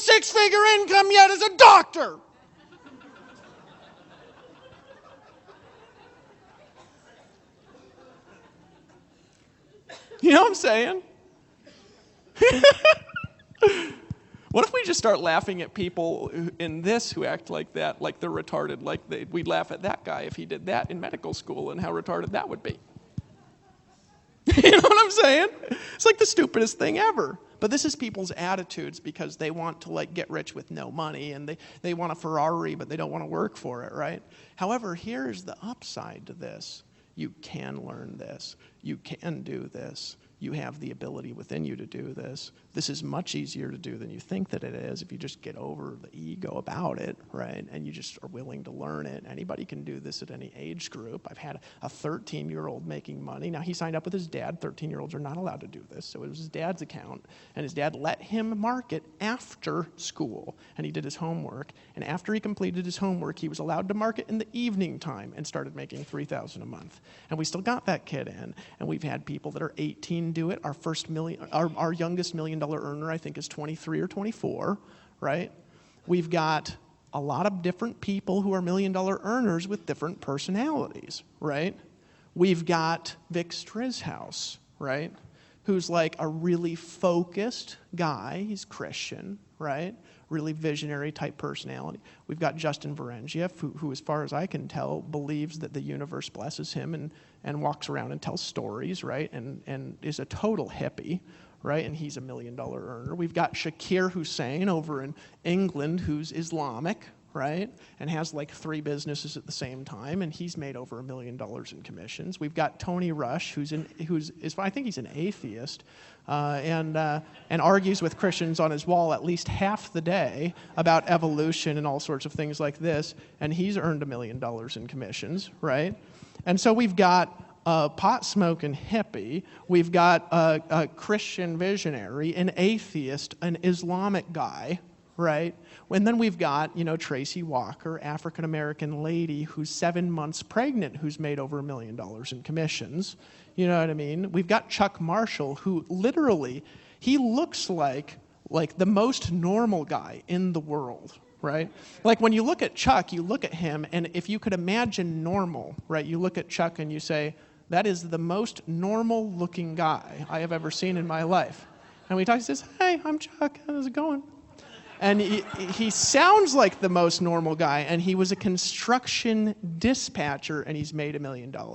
You've got Aaron Rashkin, who, when he takes his shirt off, He-Man gets scared, right? And he's made $1 million, right? And you look at all these people, and you ask yourself, what's the commonality between all of these people? And now it's time to get to the secret. They got a dream. They work. They study, right? They show up. They fix things when they don't work. They make adjustments and try new things. They're willing to stick it out through problems when things go wrong. Sometimes when things go wrong, like people just leave. They're like, oh, things are going wrong, I'm gone. Oh, I don't like what that happened, I'm gone. You know what I mean? Oh, I'm doing something else because something went wrong because I had a low month, right? Guys, did you know, and I just want to point this out, if you build a business, you are going to have low months. Right? If we ever grow to $500 million a year, we might have a correction that goes all the way down to $400 million a year. And when people's incomes go from $14,000 a month because they were a part of that upswing and they drop down to $10,000 a month, they say, I'm leaving, I'm selling coffee. Right? Not realizing if you look at every up chart on the stock market, it looks like this. Right? So what happens in this is people are like, woohoo, woohoo, woohoo, I'm leaving! You know what I mean? Woohoo, woohoo, 8,000 a month, 6,000. I'm out of here! How much were you making before this? Only 1,000, but the owners are doing something wrong because I'm making 8,000.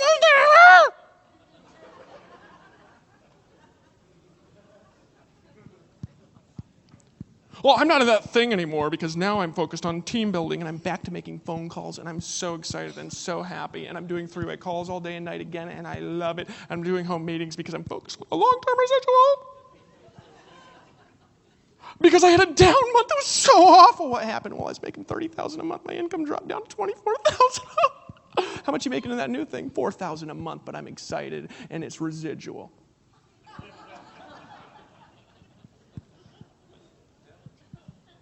You know what I'm saying? It's like, okay. All righty then.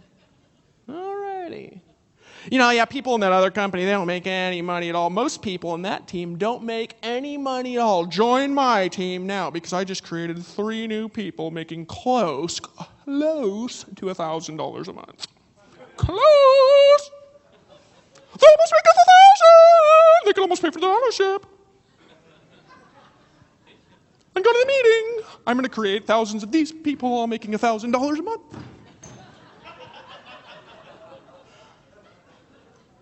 How many people you got on your team? I got like 300 people, and it's growing so fast, and 3 of them are making $600 a month. Well, it kind of looks like 99 of them ain't making shit. Oh, God, you're in network marketing. You're like all of us. I'm so sorry, you know. Most of your team isn't making any money, right? Isn't it interesting how we don't notice that? Like when we're having a little success, we're like, oh, my team is so excited. Well, you know, the reality is, guys, is people get in this thing and they quit and don't make any money when they quit, you know? Why don't we exclude everybody who ever quit from our income disclosure, right?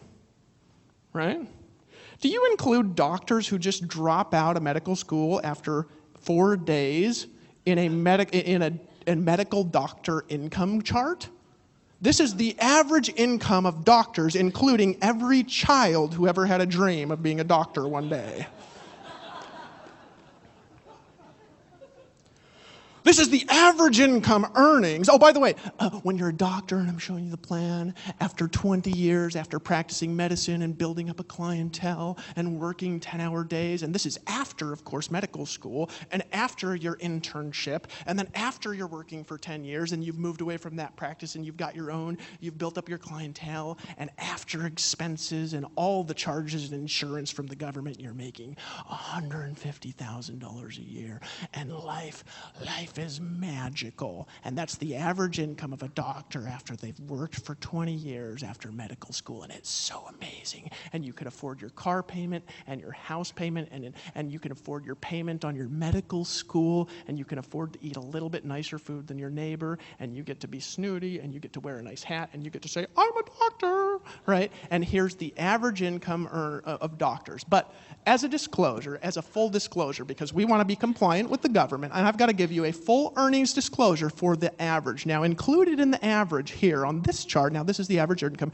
after they've worked, but included into the total average, I'm also going to include everyone. This is the chart including all the children that ever dreamed of being a doctor, and all the people that went to at least 4 minutes of medical school before they dropped out. And all the people who got out of medical school, but they were never doctors. And all the people who started being a doctor, but after 4 days they said, you know, this is really hard, and they quit. And it's also including people who started to go to college because they wanted to be a doctor, but they couldn't get into medical school because they never worked or studied. Right? And the average income of all people that ever desired to be a doctor is 1 penny every 15 years because I'm compliant with the government.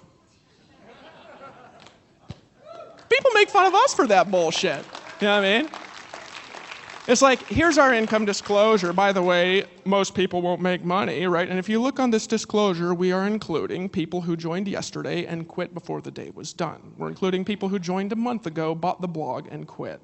We're joining people who joined and never went to an event, and never went on a conference call, and never posted a blog post, and never sent an email out, and never told anybody about it, and never posted a Facebook status update that they got in. They never pulled out a camera and shot a video because they were a little too nervous, right? They went to one one event and they said, I don't like that guy because he tells stories and makes fun of me and I quit. They don't like David Wood because he uses cult tactics and calls everybody a wussy. And actually, I just called them a wussy.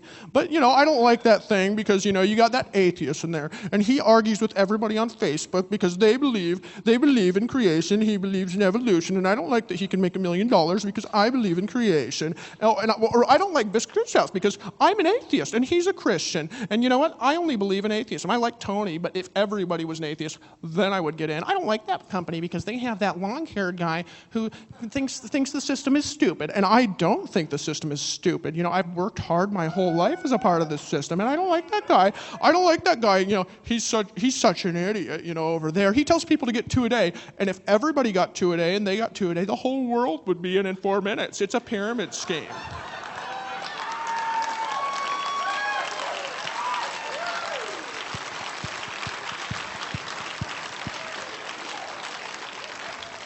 You know what I mean? I think I just figured out how to solve the problem. Actually, just start a Ponzi scheme. We'll actually call this. No.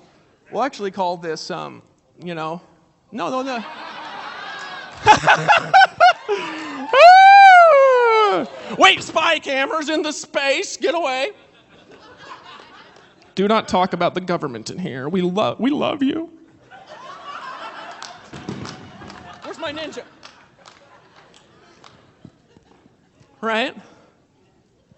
It's funny how people talk about this but don't apply it to themselves. You ever have somebody call this like a scam or something, and they make $14.50 an hour after 10 years in the workplace, and they think that you're in a scam, and they make fun of you. Well, they drink beer, watch TV, and they look down and say, "Oh, I can't even see my wiener anymore because of my beer belly." Next time, just go like this and slap the stomach. Watch it jiggle. That's from sitting in the cubicle all day, right?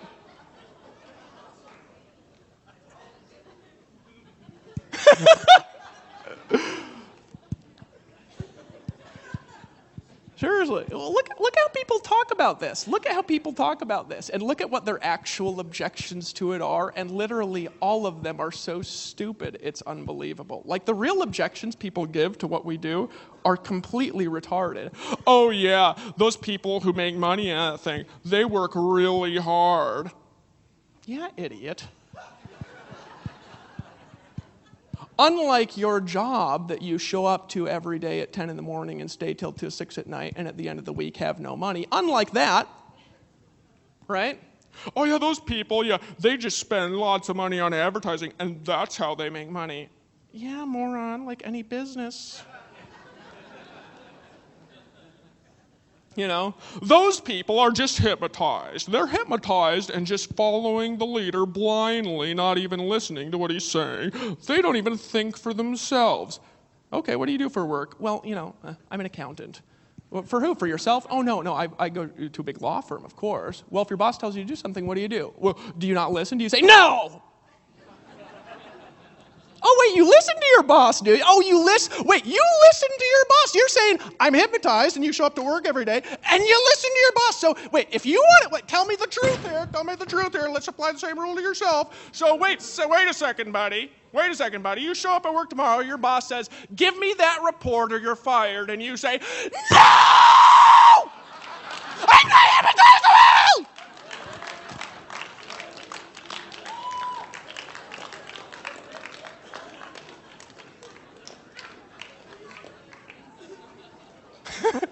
You're like, David, why are you so weird? Well, what happened is, in 2009, I started making a lot of money, and I moved to the jungle, right? And my life stopped being normal. I don't do anything normal. You know what I mean?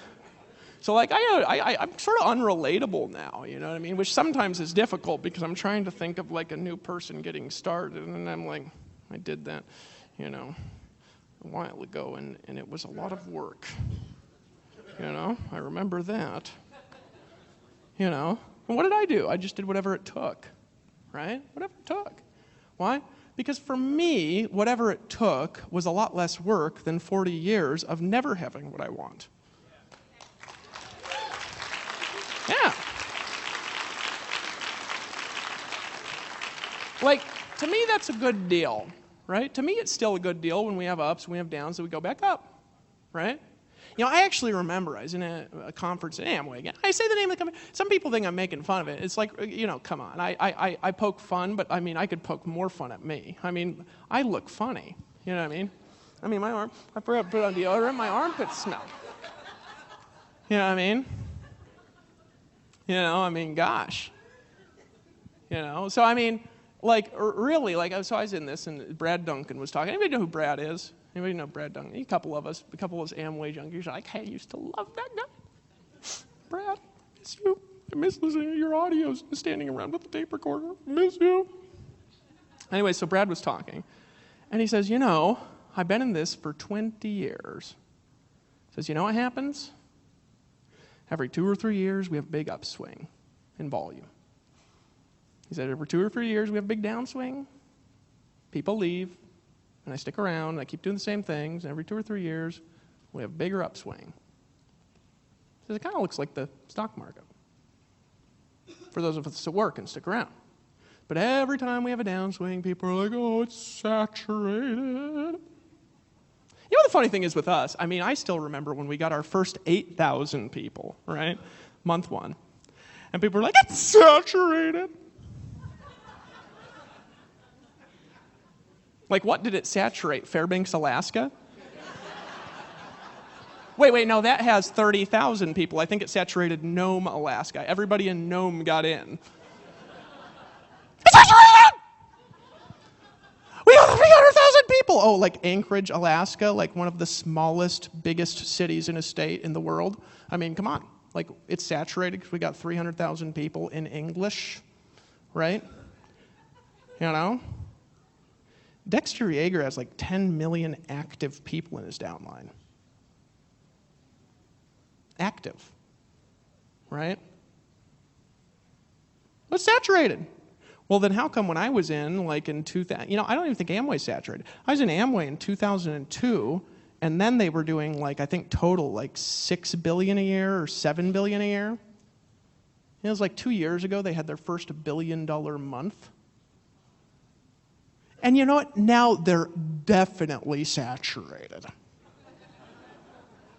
Definitely. If I just get into the top 80 years ago, I would have been so rich.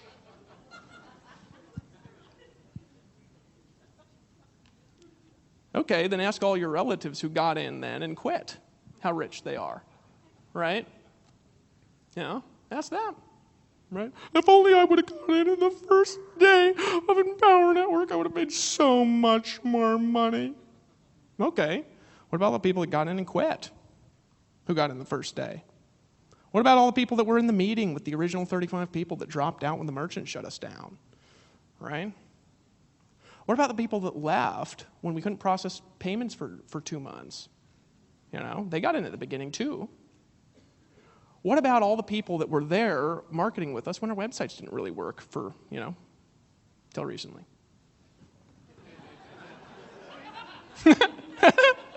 Right? What about them? Weren't they in before you? Oh, well, they wait. They were in at the top, and they quit. It didn't work for me. I was in that thing for a month and a half. I spent $125 and I didn't get rich. They're liars!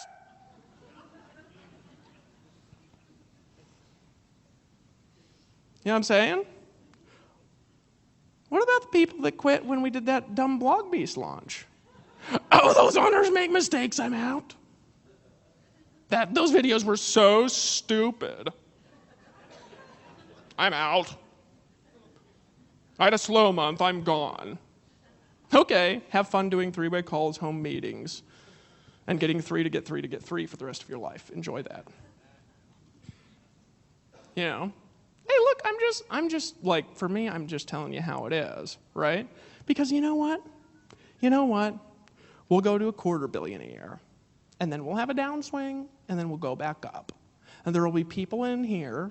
You start making $20,000 a month, and you're like, I've made it, and then you start getting cocky, right?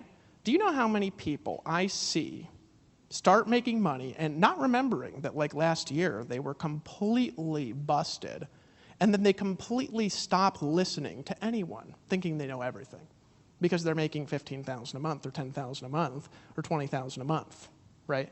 They're like, I know better now. I know everything, right? See, like, with me, I legitimately don't think I'm better than anyone in here. I'm actually really fascinated when somebody discovers some new strategy I've never heard of, right? I'm fascinated with it all the time. So I still study more than almost everyone, right? Because I really enjoy it. For me, I enjoy learning something new. I enjoy it, right? Like I learn something new and I get excited about that, right? Because now I have a new skill. I know nobody can take away my skills. Somebody could come, they could take my money, they could steal things, right? They could come and they could try to recruit our downline and say, nobody in that thing would make money, but in my team, every 103 people made $600 last month. But in that, they make no money. Join my team because we care. We care. Wait, join my team. Join it! Because I'm rubbing my nipples because I love you so much. And if you get 1,000 people in your downline like me, the greatest leader ever, 1,000 people like me, you too will hit $8,500 a month. Like me, the greatest. Right? But I'm not willing to listen. I'm not willing to learn anymore. Right? Well, I'm excited about Vic's product because I get to learn new stuff. I'm so pumped about that. Right? I love learning stuff. I love learning stuff I don't know, because I don't know it all. And guess what, guys? I own Empower Network, and did you know that I will make mistakes, right? You're like, wait a second, I thought you were perfect. Obviously, I hope to God you don't think I'm perfect, All these people tell me Jesus is perfect, and I know I have long hair, right? But I've seen photos of him, and his skin looks more smooth than mine. Seriously, guys, I'm not perfect. I'm going to make mistakes. You know what I mean? Like, sometimes you run into issues, right? For me, I'll have personal issues. I mean, for heaven's sakes, went through divorce. You know what I mean? Oh, God, you're alone. He's like 60% of us. We're going to run into company issues sometimes. Sometimes we'll run into culture issues together, right? Sometimes we'll try something, it won't work the way that we want. Sometimes. And it's okay. And here's why it's okay. And here's why. Because I want you to be able to live your dream. And I believe you can do that here. And I believe that this group here will turn into millions of people just from this room. And that will come from a few people here who make decisions to stick with us. I'll never tell you anything that knowingly that's not in the best interest of your business. If I accidentally do, I'm sorry, but I make mistakes. Because sometimes I try things and it doesn't work the way that I want. And I readjust and I keep moving on. Sometimes we're going to have up months, sometimes they're going to be slower. This week's cool, it's best week ever. I don't know what we're going to finish out at today. This week probably will be $4 or $5 million, $6 million, something like that. Best week ever. I'm excited about that. And next week will be, obviously, a lower week. Because we're not doing a launch next week. Because if we did that every week, everybody would die. Right? I've been working myself to death. Yeah, I know. So we're going to rest, and then go back to the pattern, right? Get 2 a day, follow the 8 steps. We're going to make mistakes. We're not going to be perfect, right? We'll make great stuff, but we're not going to be perfect. We'll have strategy. The strategy will be readjusted. Like these regionals, we're probably not going to do these anymore, right? Because we've showed that less people show up to these than the big ones, right? So obviously people like the big ones better, even though I kind of like the feel here, right? Won't be doing these for a while, right? I know, I like it too. I know. But it's not smart if 1,000 people show up to a big one and we do 3 regionals and only 2,000 total show up. It's smarter to do a big one, right? Because we can impact more people. And it's easier, So we'll try things. Some of them will work the way we want. Some of them won't, right? And that's okay, because here is the vision, here's the goal. The goal is to help you accomplish your dream, to give you the power to do things you can't do on your own, to give you the tools that you need to accomplish things that you can't accomplish on your own. And we'll be here when people quit. We'll be here when they come back. We'll be here when new people join. I'll be here when the 500,000th person joins. I'll be here when the 1,000,000th joins. I'll be here when we have 1 million active people. And I'll be here when we're in our second language, not just in our products, but all the way through the sales funnels. And I'll be here when we're in the 5th, and I'll be here when we're in the 10th. And I'll be here when we're doing our first big event in Europe. I'll be here, right? Because I'm not going to leave you, right? I'm not going to sell out, right? Because I don't know, I just got this like weird personality, you know. Why? Because I'm doing this for my team, you know. That's why I got so many people who have been around me for years. Because people who have been around me for years really know me. Like Paul, right? Paul legitimately knows I might be a weirdo and, you know, say curse words, and he's Mormon, you know, and he prays that God will forgive me. But, you know, put my name in the temple for them to pray. And I actually love Mormons, tons. My dad's Mormon. You know, I said that the other day. I miss him, actually. But, you know, Paul legitimately knows, Paul, I love you, man. You know what I mean? Seriously. You know, I'll be here for you. I'll be here if we have disagreements. You know, you've disagreed with me about stuff. I know that. But he knows I love him. He knows I love him. You know? Because for me, right, you are the reason I built Empower. And you, and you, and you. Because this is here to provide an environment to you to be greater than you can be on your own. And you can be great on your own, but we can be greater together. Does that mean you should be here? I don't know, right? That's up to you. If your vision doesn't align with Empower, I'm not going to throw a hissy fit if you leave, right? I'm not even going to throw a hissy fit if you leave and you jump to something that I legitimately think is stupid and try to recruit our people into it by saying that people in Empower don't make any money statistically because of the income disclosure. If you just look at it, all these people not making money, and then you say, so join my deal, we sell vitamins. I probably will laugh hysterically when I see it in my news feed, like I laughed hysterically the other month when I saw somebody who I knew in Tony Rush's team that, like, you know, was making good money here and said, you know, I'm back to three-way calls. I'm back to meetings. I'm back to prospecting. And I'm doing all this stuff. And my team is exploding. And I've won a BMW bonus, which means the company's giving you $600 a month. I've won a BMW bonus. And I'm pumped up. And I'm selling up coffee. And I was like, what happens if we had one more slow month? I mean, would you also sell your firstborn, you know? It's okay. It's like I'm perplexed, but whatever, right? I will be here. We'll make better products. We'll go into new markets. We'll go into other languages. We'll keep having more people make money. People are amazed at our continuous, nonstop, annoying success stories. You know, there was this guy, and I can't even remember his name. I'm trying to remember it, Mike something, that was making fun of us on Facebook for like our first 3 months around. You know, I don't remember his last name. But if I did, I would totally mention it because I thought it was the most hilarious bullshit ever, right? He was like, Empower Network, I'm successful on the internet, and I teach people to build funnels. Empower Network is not sustainable. And I was like, okay.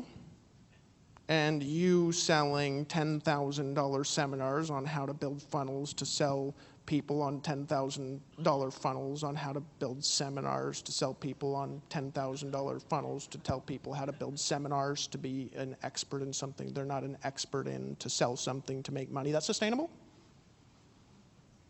Idiot. You know what I mean? That is not sustainable.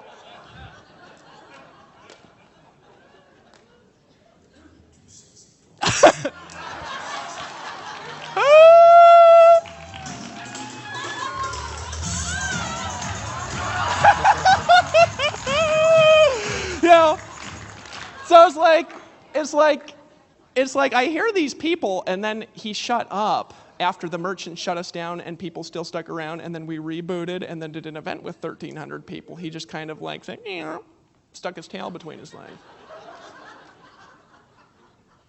I'm going to talk about something else now. You know? And then there's these people, they're like, it's saturated, right? I actually saw this blog where they had a post about us being saturated, right? And then we started taking off again, right? And then it got kind of buried in the other posts, and then we like exploded again. And then our traffic on Alexa was down one day. And then they wrote another thing. They said, you see, it wasn't saturated when I thought it was originally, but now certainly everybody's gotten in. They're going downhill. Right? I saw it, I was like, really? I mean, do you have nothing better to do than sit here all day and refresh our Alexa score? You know? That's like if I go to your website and you're selling like trinkets, and I hate trinkets, but I go there and refresh constantly, and I'm looking at it just for the down moment so I can post a photo on my Facebook wall and say, you see, trinkets aren't as popular as he thought.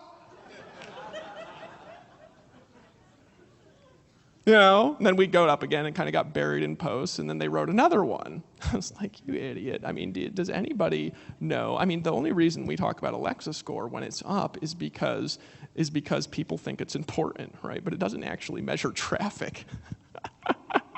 Some of you are like, but you said that in the sales video. It's because people think it's important and they buy stuff, not because it actually is. It doesn't measure traffic when you got like 10,000 domains on different websites and stuff. You know what I mean? You're like, oh, I never thought about that. Yeah, that's because the people who write those articles are idiots, right? And so the thing is, guys, we're going to have ups, we're going to have downs, we're going to do things that work unbelievably well, we're going to do things that work okay. We're going to do some other things that just hit it out of the park, right? Here's the thing, though, is I am committed to your future. So is our corporate team. So is our field leaders, right? So is our field leaders, right? They're committed. And by that, I don't mean in a crazy hospital, although we're crazy about your success. You know?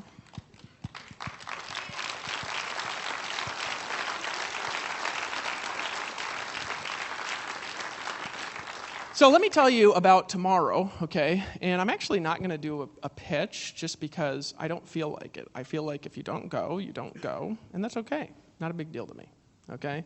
And if you go, it's awesome. You get to be a part of what we're doing tomorrow, right? Who in here is not really clear on what we're doing tomorrow?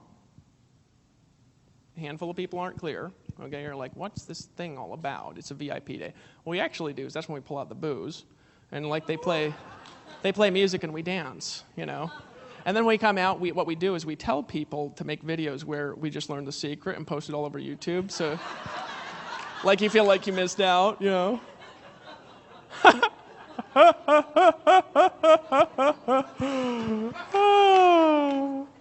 And maybe we did teach them the secret. But they can't remember it because we used hypnotic forgetting techniques on them. So it only comes out in their marketing. They start succeeding for no reason, apparently. Right? No, okay, so tomorrow, here's what we're doing. And let me talk a little bit about the future, right? And I'm going to talk about it, and I'll leave it up to you to make a decision or not, right? And you say, okay, are you going to do a hard close? No, not at all, right? I'm going to do something new today, right? I won't tell you to just buy now. No, I joke. I just thought that was the most hilarious thing ever. Tomorrow, okay, so tomorrow we're doing something a little different at this event.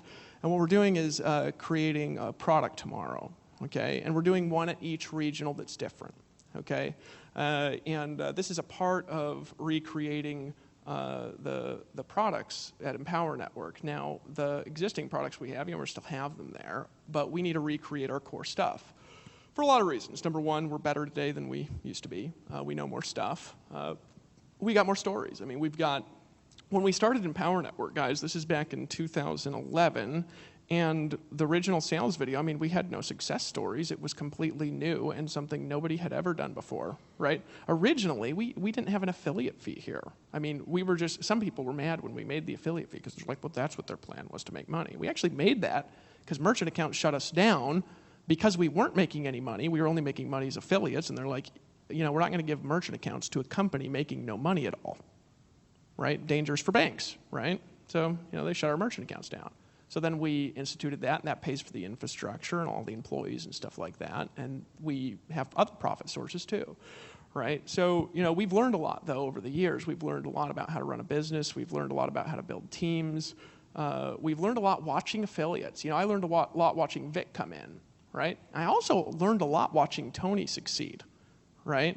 Because Tony was a different one. He started with a new list here, built from scratch, $1 million in commissions. I learned a lot from watching Lawrence succeed. I've learned a lot watching Paul Gardner succeed recently. Some of you, I hope, have learned a lot just watching him and just seeing what he's done. I've learned a lot watching Michelangelo, watching Keala, watching Aaron Rashkin make $1 million, watching Chuck Marshall. We've learned tons in the last couple of years, okay? So the goal tomorrow is a little bit different. The goal is to create a product to teach you how to be a top producer, okay? Because I break building a business like this into 3 steps, 3 big things, big chunks of stuff, okay?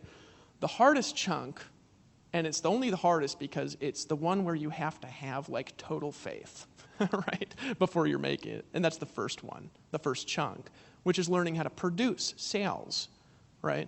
Because you guys, you can't rely on luck to build your business, right? You can't. You can't rely on maybe I'll get a Vic one day in my downline or a Dave Wood. Maybe you will. And maybe they'll get in and quit.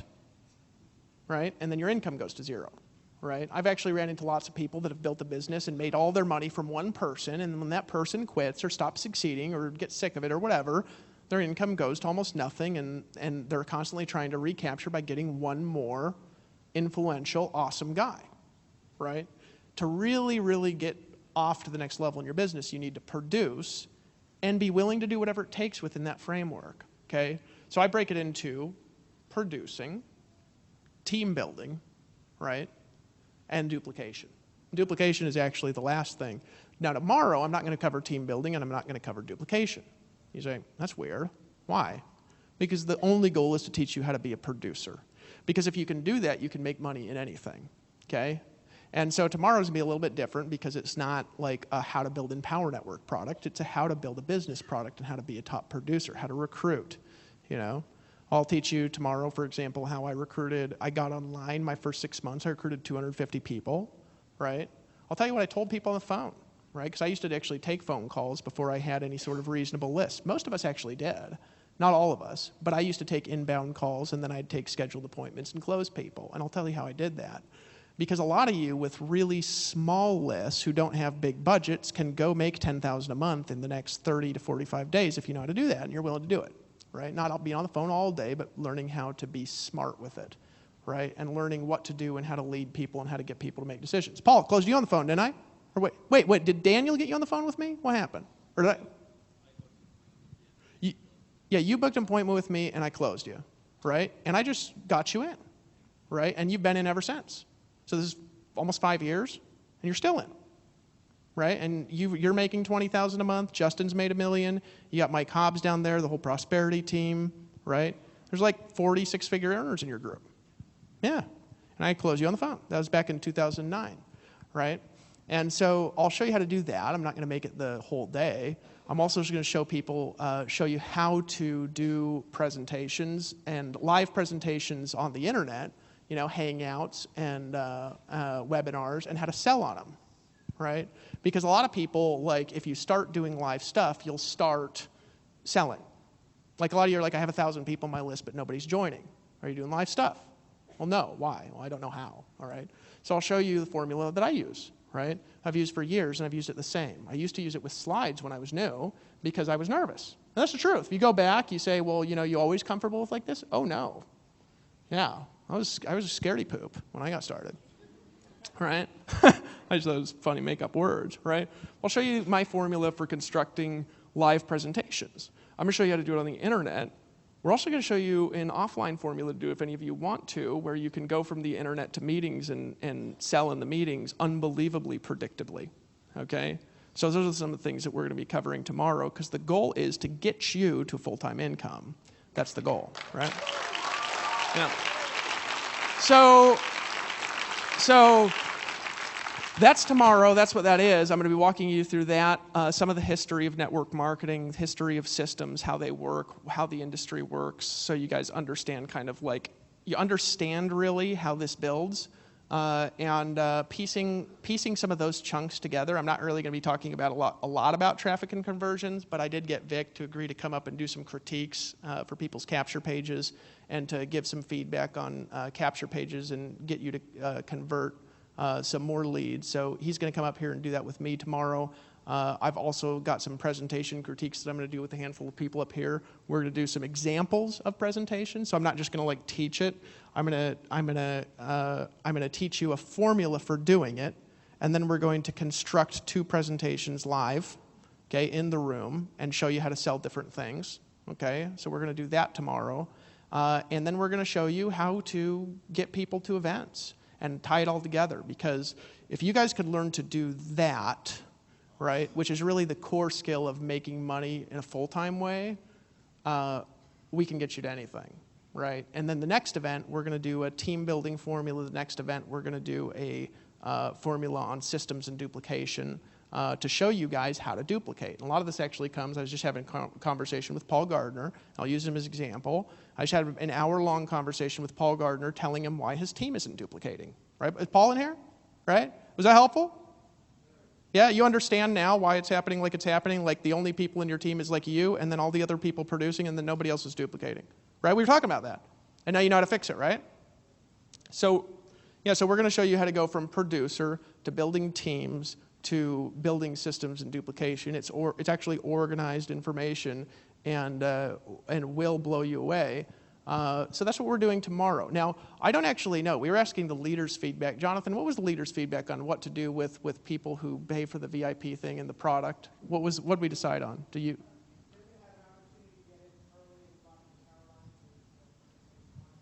Okay, so tomorrow you guys will be able to participate in a live product, all right?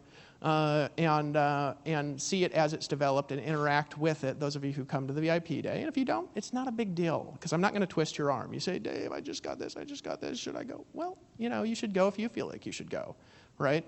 And if you don't feel like you should go, then don't. It's not a big deal to me, okay? Because I'm just here to help you, and I'm here to help you succeed, and that's the goal. And so you get to be a part of that, and you get to be able to lock in your power lines early when we actually do the launch of the product, because people have asked us about that before. You know, they've said, you know, we come to the events and we want to make sure we can lock in the spots and the power lines. So we're going to allow you guys early access for purchasing that when it comes live.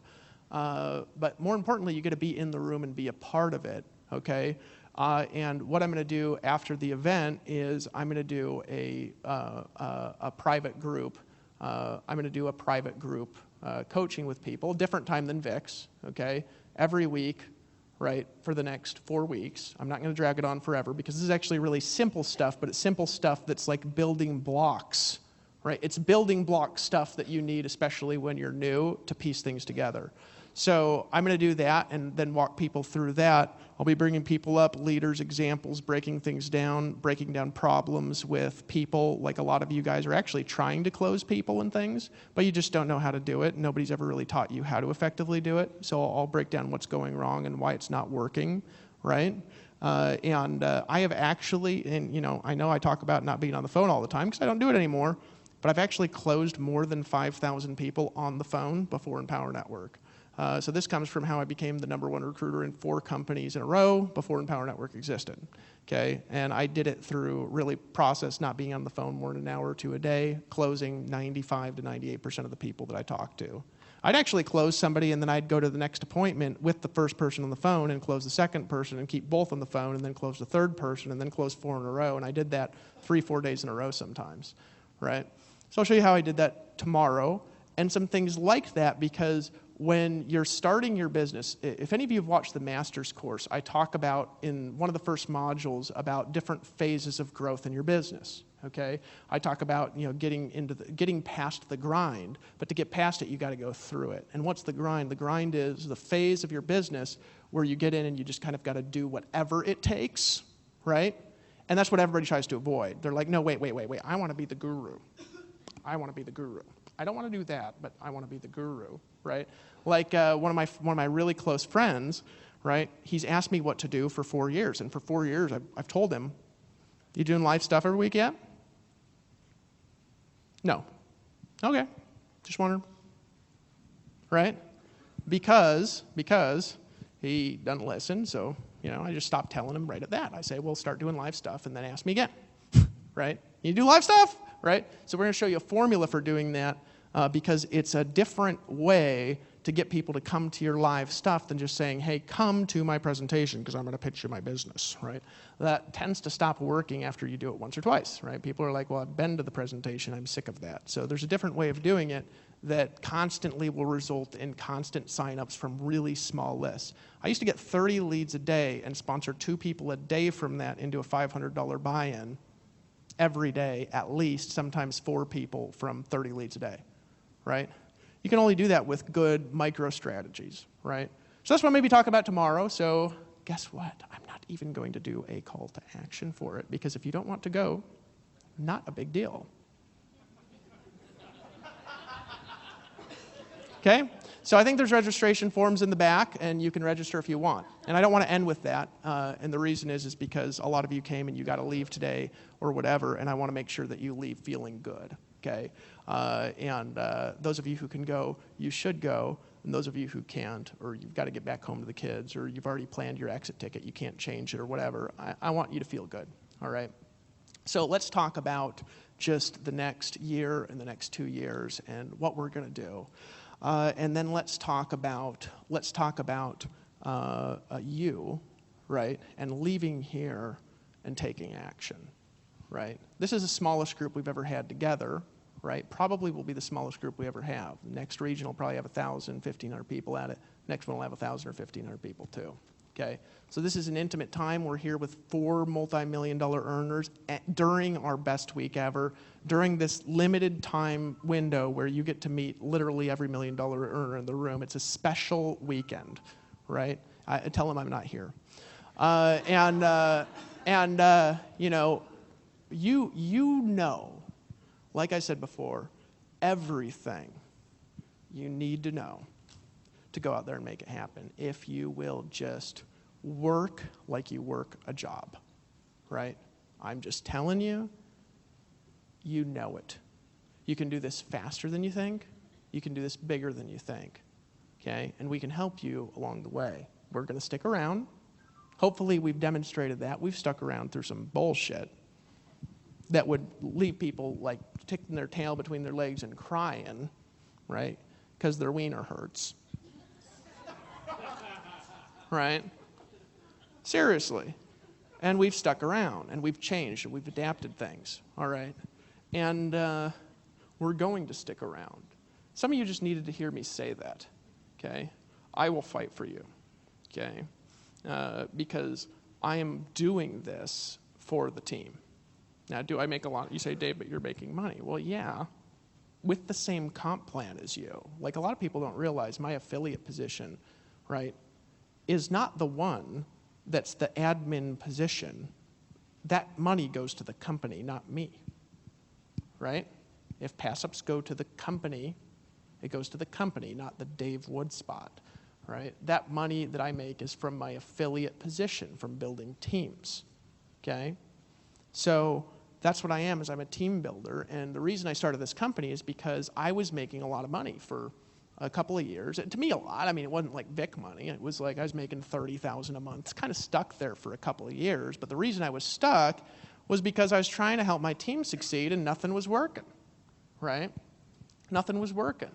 Now, I'm not talking about helping everybody succeed because that's ridiculous. Guys, everybody's not going to succeed. I'm talking about people working their ass off, right, who deserve it, you know? If you can't help a guy like Paul Hutchings make $20,000 a month in a couple of years, there's something wrong with your company. Right? There's something wrong with it. Because he works his ass off and he's talented, smart, listens to advice, and does exactly what you tell him to do. Right?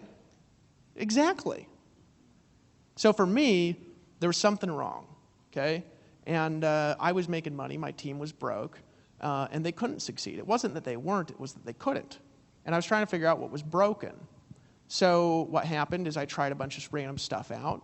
And then that led me all the way up until 2011, right?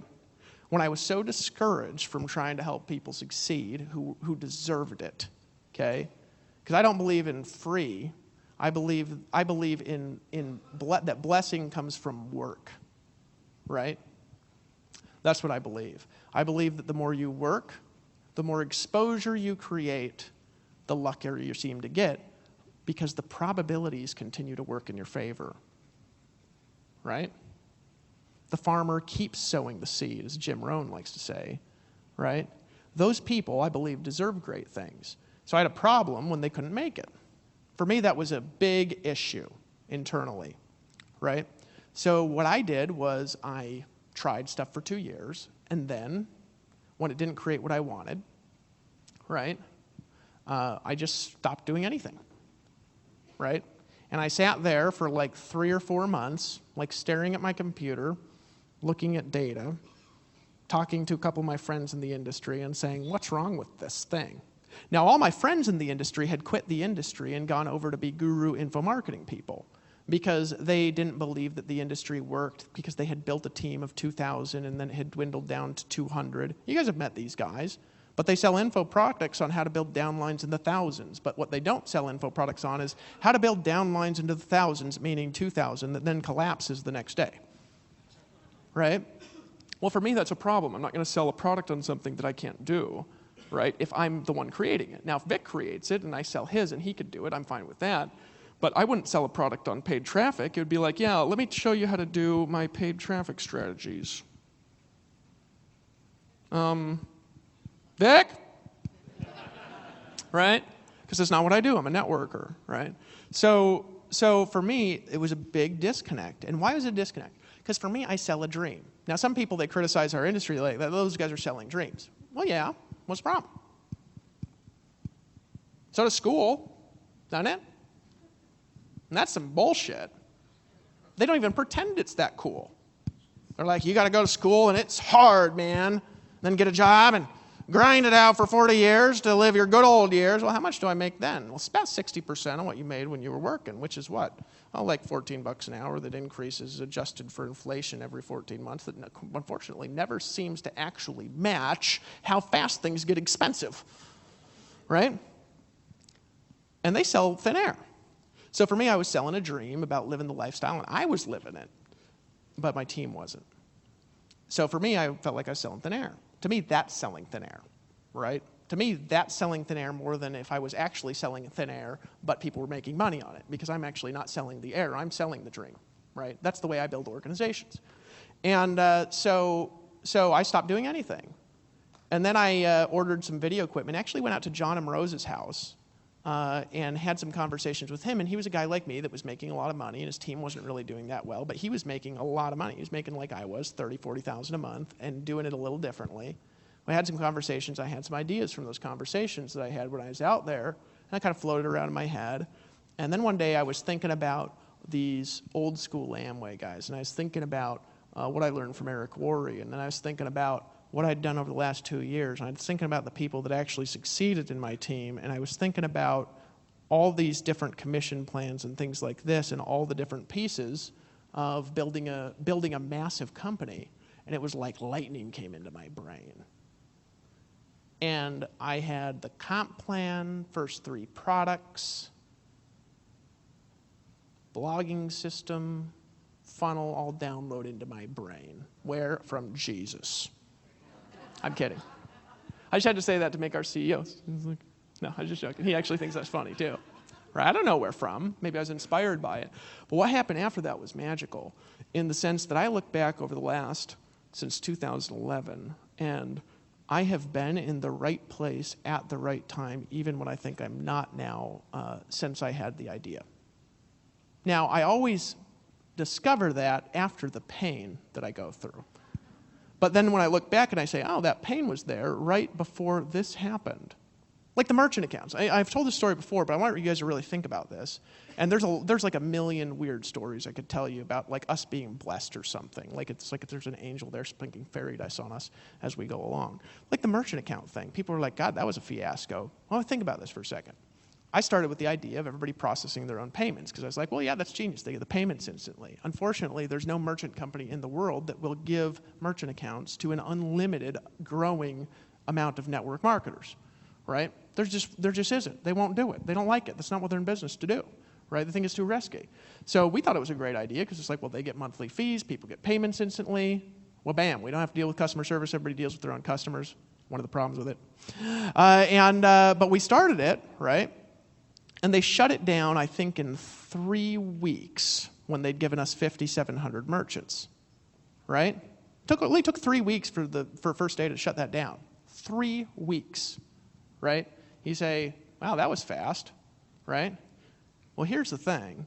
We'd brought in about 8,000 people. By the time they actually turned them off, it was January 4th. We'd brought in a little over 10,000 people, right? If they had waited 2 more months to shut those off, there is not a merchant in the world that would have taken us. Not a single one.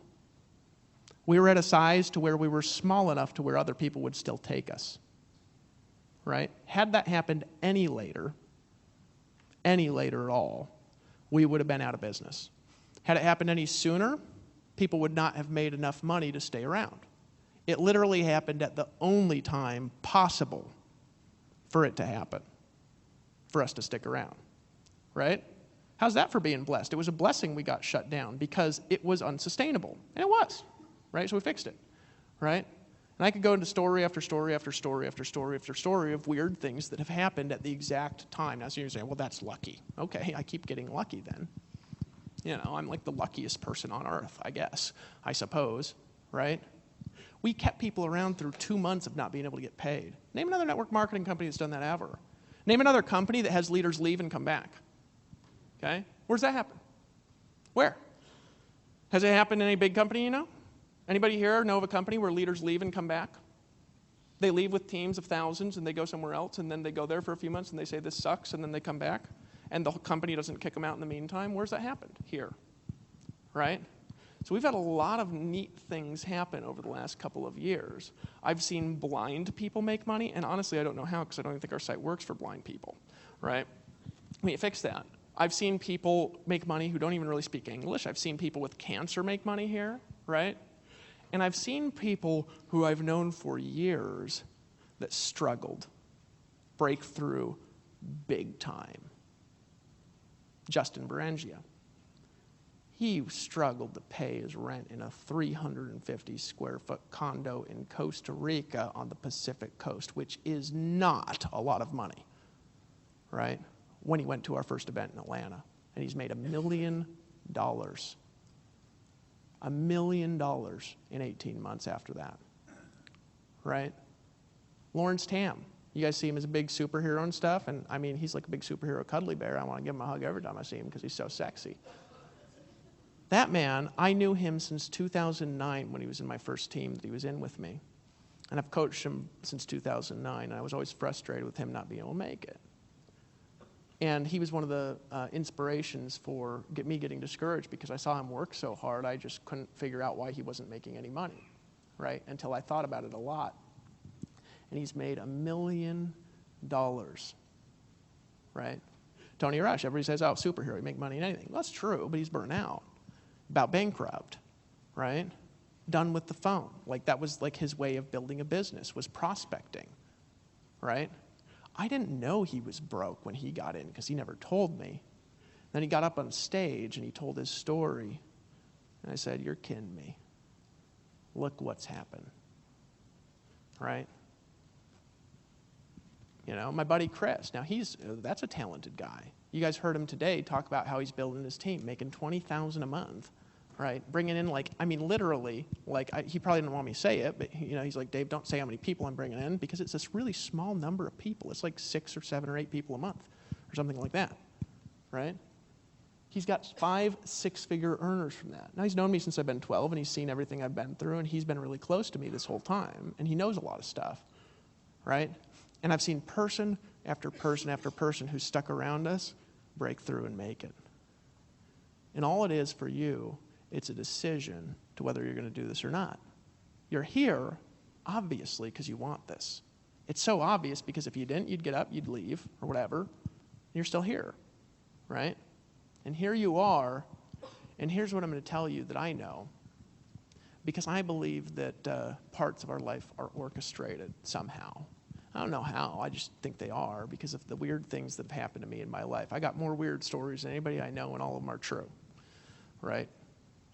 And I believe from watching a lot of people for a long time that you are exactly sitting right now or standing or walking where you should be right now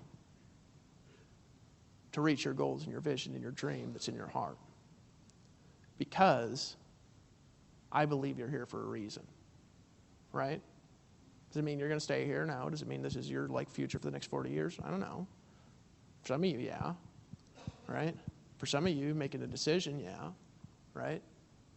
But I believe you are here sitting where you're sitting for a reason, right?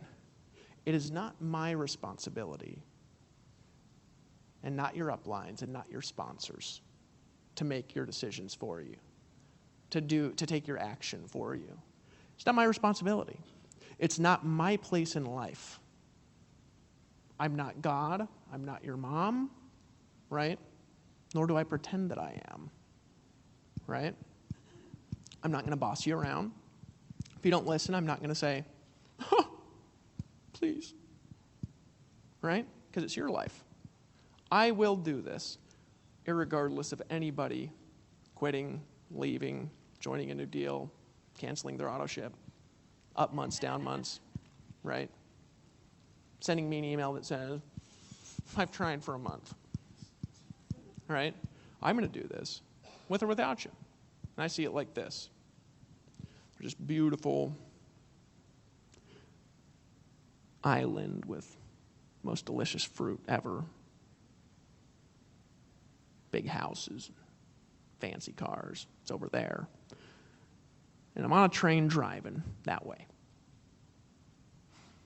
Some of you, you're all on it. Some of you, not really. Not everybody's going to stay on the train.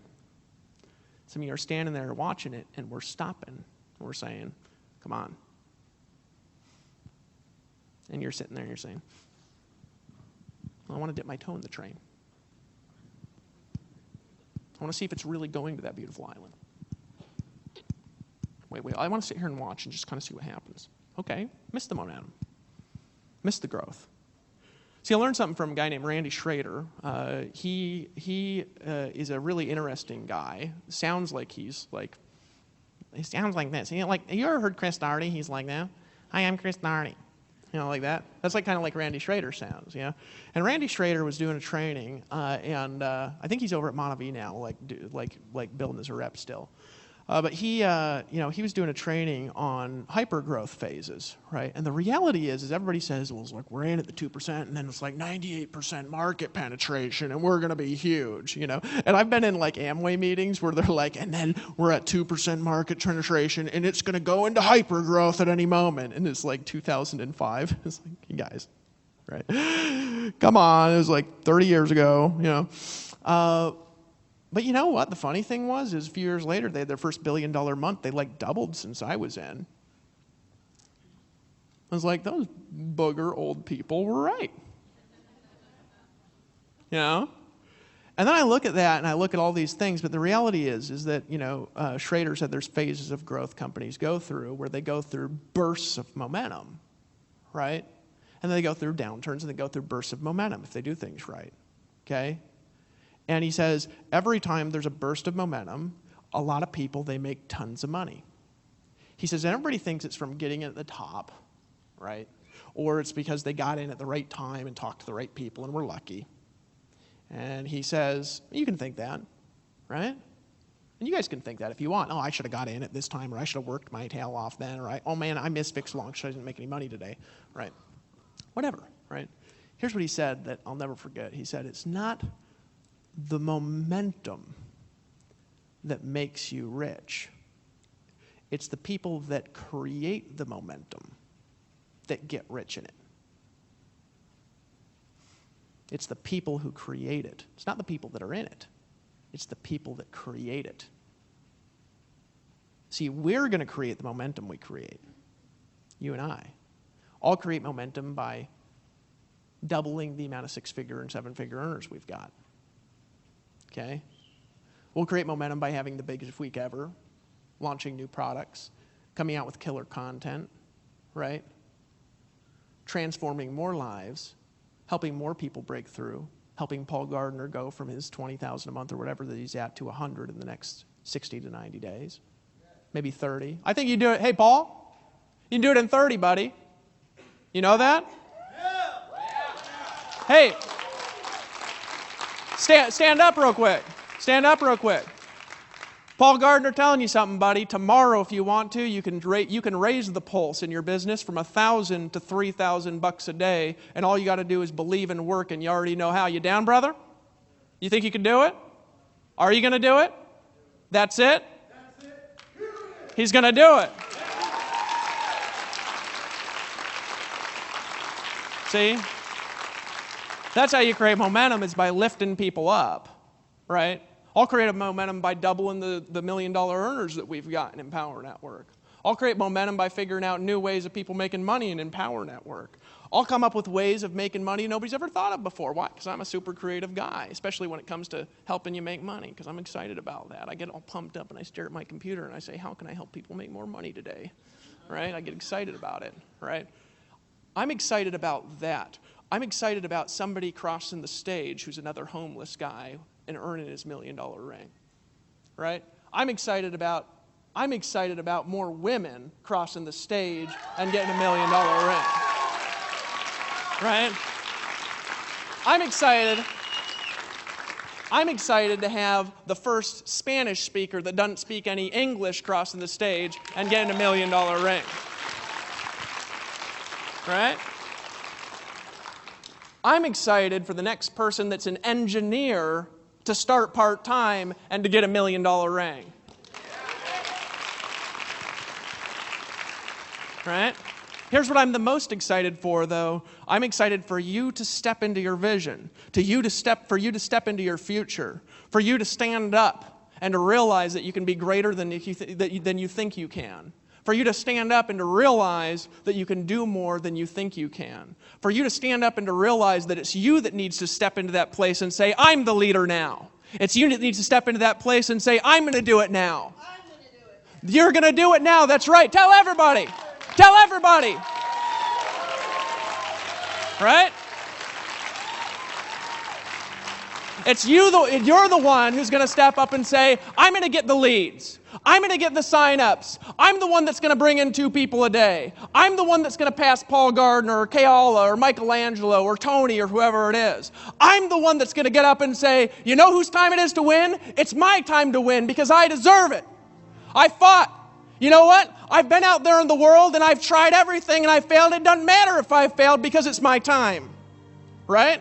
You got to be the one to bring the people to the event. You've got to be the one to say, it doesn't matter if I'm in debt. It doesn't matter if I got $30,000 on the credit cards. It doesn't matter if the IRS is going to come repossess my home because I'm going to make it happen because it's not the past that matters. It's what I do right now. You're the one that's going to get to look your boss in the eye and say, go fuck yourself today because I'm making more money than you. Right? You're the one that gets to give to the missions. You're the one that gets to get your kids to the best school. You get to be the one that gets to build the army. You get to be the one that gets to have the vision. You get to be the one that gets to speak life into people. You get to be the one that transforms people. You get to be the one that out-recruits your whole upline in your last company. You get to be the one that laughs when your downline quits because they're just not getting on the train. And you're laughing at them because you're saying, go back to the job. Go back to that stupid deal. Get 3 to get 3 to get 3 to make $1.50. Right? You get to be the one that's in control, right? Who's down to be in control of your future? Who's down? You guys ready to rock it? I'll see you on the beaches of the world, my friends. Thank you for coming. For those of you coming tomorrow, I'll see you, and you can register if you're not going, right back then.